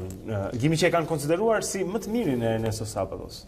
Shiko, ndoshta është ndër më të veçantët nga librat e Sabatos, për shkak se duket sikur të fut në atë bashkë ecjen, sikur ecën bashkë me Sabaton. Mund të aty flitet për tunelin që ne kemi lexuar, për heronjtë dhe varret, mbi heronjtë dhe varret që ka romane të tjera, dhe ai ndërton dhe futet mes personazheve, mes jetës, mes gjërave që ka menduar. Është vetë personazh kryesor, flet në vetë të tretë, herë në vetë të parë, dhe duket sikur të merr për tore, më thënë që ja kush është jeta ime. Ja cila është jeta ime, ja si kam jetuar unë. Dhe të bën një ndërmjetësi të madhe, sepse që në fillim fare të fut në një dilemë shumë të çuditshme që ne shpesh herë nuk e mendojmë. Për shembull thotë që ne dëgjojmë shumë ftohtë lajme që janë vrarë 100 veta, 200 veta, 1000 veta diku tjetër dhe i shikojmë si lajme, ndërkohë që na tron ditë një zarf, 2 fjali që na shkruan një mik ose Një kontrast me gjërave të rënda dhe gjërave të vogla. Si ka mundësi që ti nuk të rënditesh nga një vrasje kaq e madhe, nga humbi njerëzish, nga humbi gjëra. Por alarmohesh se kanë u alarmoke sepse jo për një gjë kaq vogël që një gjë që të kujtua nga Dita që ta ka shkruar një mik që e dashur ai dashur i bashkëshorti. Domethënë, si ka mundësi që të rënditet kaq i vogël një lëvizje që palla dhe nuk lëviz një gjë kaq e madhe. Se ky është njeriu. Ky është njeriu me këto gjërat, domethënë një raport shumë çuditshëm midis vetes dhe botës, midis gjërave që i interesojnë atij dhe gjërave që i interesojnë tjerëve. Është shumë interesant, madje edhe aty ka dialogje për shkakun që kur e pyesin që cili je ti, thotë unë pranoj shkruaj për të njohur vetveten. Dhe ai e thot një shkrimtar i mirë, po pse i kaq maskaraja mund thotë që ta them këtë gjë. Pra, një lloj raporti shumë interesant, domethënë me lexuesin. Është nga ato librat e çuditshëm. Vërtet i çuditshëm në atë raport, megjithatë dallohet që është i bërë me mjeshtri dhe me një siguri, ai e di se çfarë është duke bërë. Në këtë raport tjetër me lexuesin, i flet herë ashtu dhe herë ashtu. Kur ka shkruar këtë libër, domethënë ai ishte edhe gjithë pranuar me një shkrimtar, me një siguri domethënë prej shkencëtarit, sepse ishte edhe fizikan. Patjetër. Dhe përshkruan atë lloj marrëdhënie me njerëzit, me Buenos Airesin, me gjërat që kishin mësuar, flet për letësinë, flet për marrëdhëniet me shkrimtarët e tjerë, prek raportin me Borgesin me cilën ka patur atë edhe mos marrëveshjet, po. Po, domethënë dhe mënyra se çfarë i ka ndodhur këtij me letësinë, si e ka sjell letësia këtë. Dhe realisht duket sikur, domethënë lidhet me atë që thot Blumi që e fton letësinë jo thjesht për të bërë më i mirë me tjerët, po më i mirë me veten, për që duhet të konsideruar. Gjithë libri i tij është një ftesë për të konsideruar dhe shqyrtuar gjërat që rreth rrotën. Domethënë, shumë aty ka debate për hebrejt, për katolikët, për pjesën tjetër të botës, për ato që nuk besojnë, për raportin. Keni parasysh që ky është bashkohësja e atyre rrymës jo thjesht surrealizmit, po ekzistencializmit, ku njeriu ishte distancuar nga raporti i përditshëm i besimit, domethënë, dhe po mendonte ta ndërtonte vetë moralin dhe në një qytet si Buenos Aires ai jep atë trishtimin e madh, jep atë frikën e madhe, është ajo momenti kur të majtat kanë marrë atë furinë për të ndërtuar jetën dhe ky shikon është një fetar, domethënë që i shikon përballë dhe kupton dështimin e tyre, madje aty ka debate shumë gjata që ore kjo bota është e satanait apo domethënë Zoti e ka krijuar si bëhet, po kush, pra është një debat shumë interesant. Edhe filozofik. Për ato që kemi nevojë, po ka një atë që ju e theksut që në fillim që këtu ka një siguri totale të shkrimtarit. Është kaq i sigurt kur ta zgjat dorën për të marrë, sa ti nuk refuzon dot. Është një ultim, sa ti kur mbaron librin fund fare, edhe pse ai e mbaron me një lloj poezie, domethënë me një lloj melankolie, duke të ftuar në këtë pikpyetje të mëdha vetes, duket sikur kishte titur edhe Buenos Airesin me fatin e madh që nuk të prekin ato as goditit, as vrasit, as plumbat, as por ke mundësi të mbetesh dhe duket sikur ke veshur një pelerinë argjentinase në Buenos Aires, por në fakt nuk është tamam e Buenos Aires, është një pelerinë e jetës njerëzore. Dhe ai ka arritur ta qep atë. Dhe ka një gjë se më duket gjatë kohës që po e lexoj, më gjante si ato gratë që bën ato shtizat dhe ti gjatë gjithë kohës e shikon se si e bën trigun. Dhe ti gjatë gjithë kohës shikoj se si sabato ndërtonte romanin e vet. Dhe duket sikur e kishte përballë. Pra jo nga ato shkrimtarë që ti e merr romanin e ka shkruar diku. Duket sikur po shkruan në praninë tënde. Teksa shkruar. Po. Kjo është në stil bashkë. Ajo është stili jashtëzakonshëm. Eksakt. Po thuaj se i papërsëritshëm në librat e tij. Sa interesant do ta bënte për lexuesin shqiptar fakti origjinës arbëreshet të Sabatos. Ai madje ai përmend atë, domethënë e përmend në e ka marrë madje me sa di unë që domethënë ky e ka njohur Konicën përmes Apollonierit, mes leximeve që ka pas Apollonieri. Apollonieri ka pas diçka për Konicën. E andron emrin ai, domethënë Konicës, Kanuri. Por nuk e ka fshehur kurrë, domethënë atë origjinën vet prej arbëreshi, prej shqiptarësh. E thot plot krenari në atë raport, por ai është një njeri i botës. Domethënë i tillë që i vlen çdo kujt. Ai ka shkruar për, domethënë ti çuditesh se si ka mundësi që ta gjesh veten me disa argjentinas ku nuk e kulturën e tyre, besimin e tyre, nuk e trajtimin e tyre, dhe ti kupton që ai aty ka nxjerrë njeriu që ishte bën gjithkujt. Pavarësisht se nga vjen. Në fakt Ernesto Sabato ka qenë në Shqipëri në vitin 2000, kam përshtypjen apo diku në vitin 1990, po. Por ajo çfarë nis ato lidhur me këtë. Ernesto Sabato besonte se kishte një krizë të njeriut, thoshte ai, dhe duke qenë se ishte edhe fizikan gjithashtu. Thotë se kishte përjetuar këtë sidomos në Paris, po dëgjoj një intervistë të tij në 38-ën kur u bë shumë reale kjo sulmi nuklear, pra edhe armat nukleare kishin filluar të bëheshin, konkretizoheshin. Dhe ai tha njeriu po arrinte të mbizotronte teknologjinë, të mbizotronte botën dhe unë atëherë kuptova që ky do të ishte apo mund të ishte edhe fundi i njeriut vetë duke u vënë në një garë, sepse në këtë përpjekje të madhe për të ngadhnjyer cilën e fitoi teknologjikisht njeriu ka humbur shpirtin. Ai është duke qenë edhe hispanik, domethënë në këtë ai ka qenë një lexues shumë i mirë i filozofit ndër më të mëdhenj spanjoll, domethënë José Ortega en Gasset dhe me revoltën e turmave, ai ishte edhe kritik, domethënë ka një libër Meditimet e Don Kishotit. Dhe duket që është një lexues shumë i mirë i Gasetit, sepse Gaseti ka parashikuar pikërisht të raportin mes turmës dhe individit, mes vetmisë që do ketë individi, domethënë. Ai mandi Gaseti thotë që njeriu më i vetmuar në Europën e Ardhshme do jetë njeriu që ditë mendoj vetë. Dhe në fakt Sabato e ka rrokur këtë raportin e vetmisë në këtë libër bashkë me turmën, domethënë që kërkon në mënyrë të errët atë raportin më shumë. Ai ishte një njerëz që ka ngrit në të dilemat e atij lloj marksizmi, sa do të majte që kishte rrëmbyer pjesën e botës në atë kohë, domethënë dhe shefdati zhgënjimin e përditshëm, madje ktheu vesh dhe jetës dy fish thotë ai dhe atyre që edhe katolikëve dhe të hebrejve që në fakt katolikët thotë që kërkojnë thotë atë shenjtërinë, por në fakt në përdit bien pre pragmatizmit tyre, domethënë dhe e materializmit tyre duke vënë një pyetje shumë të madhe, cilët janë vërtet të njerëz, ato që thonë apo ato që bëjnë. Në fakt ky hendeku është gjithmonë shumë atraktiv për këtë, domethënë dhe çdo njeri duhet kur kthe kokën mbrapa duhet të kuptojë sa i madh është ky hendeku midis asaj që ka dashur vërtet bëj dhe asaj që ka bërë. Për ta njerëzit e midisshëm asaj që thonë dhe asaj që bëjnë. Nuk është e lehtë, domethënë, por ky na fton ta kthejmë kokën mbrapa dhe të kuptojmë që kemi hapa për të numëruar, ja kanë vlerë domethënë ajo që kemi bërë, apo do të kujtohemi se ai të fton, ai thotë që shumë shpejt vjen momenti kur ty e ke fundin, por çështja është që çdo njeri brenda nesh, madje domethënë në mënyrë çuditshme po të shohësh shumica nga zhgënjimet, nga ato nga zhgënjimet e jetës, nga zhgënjimet e miqve, nga zhgënjimet e gjërave që kemi dashur, çfarë bëjmë, mbështetemi në fëmijëri, ka ëndrat tona në fëmijëri, se kemi gati të kthehemi në fëmijë, domethënë të bëhemi prapë fëmijë. Dhe ai e rrok të gjatë gjithë librit për ta ftuar njeriu që fëmijëria është një gjë shumë e mirë, po bëu si i tillë, bëu siç ke dashur, bëu me pasionin tënd, domethënë nuk e von asnjëherë të kthehesh dëshirës për të bërë diçka të mirë. Nuk mund të thuash që unë mora fund dhe ky është një arsyetim i atyre humbësve që nuk duan, i dëshpëruarve që nuk duan të bëjnë një gjë të mirë, po ai ta bën këtë thirrje, nuk është kurrë vonë për ta bërë një gjë të mirë. Domethënë, ke bërë keq, nuk e bërë dot, ke dështuar, nuk është vonë kurrë të rinjësh. Dhe thot përballë kësaj bote kaq të errët, ka gjithmonë njerëz që guxojnë, ka gjithmonë njerëz që ecin, ka gjithmonë njerëz që munden të ndesin dritën e veta si ato xixëllonjat në errësirë që tregojnë ndonjëherë dritën. Ky është njeriu që guxon, domethënë në fakt këtu ky është rrugtimi që të fton. Shumë mirë. Këto janë disa nga arsyet dhe jo të vetmet për të lexuar.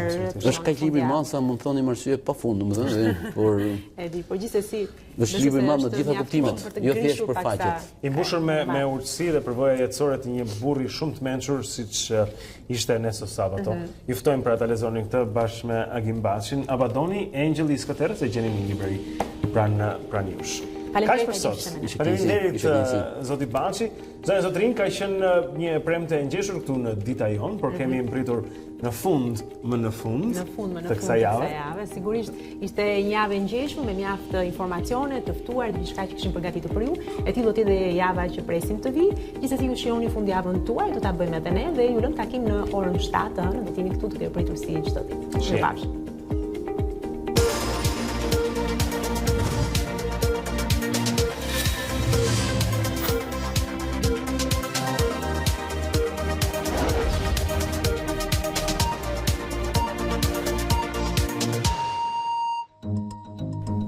Unë jam Aurora Minga. Dhe unë jam Blendi Salej. Për të parë të gjitha videot e emisionit ton, klikoni subscribe. Regjistroni.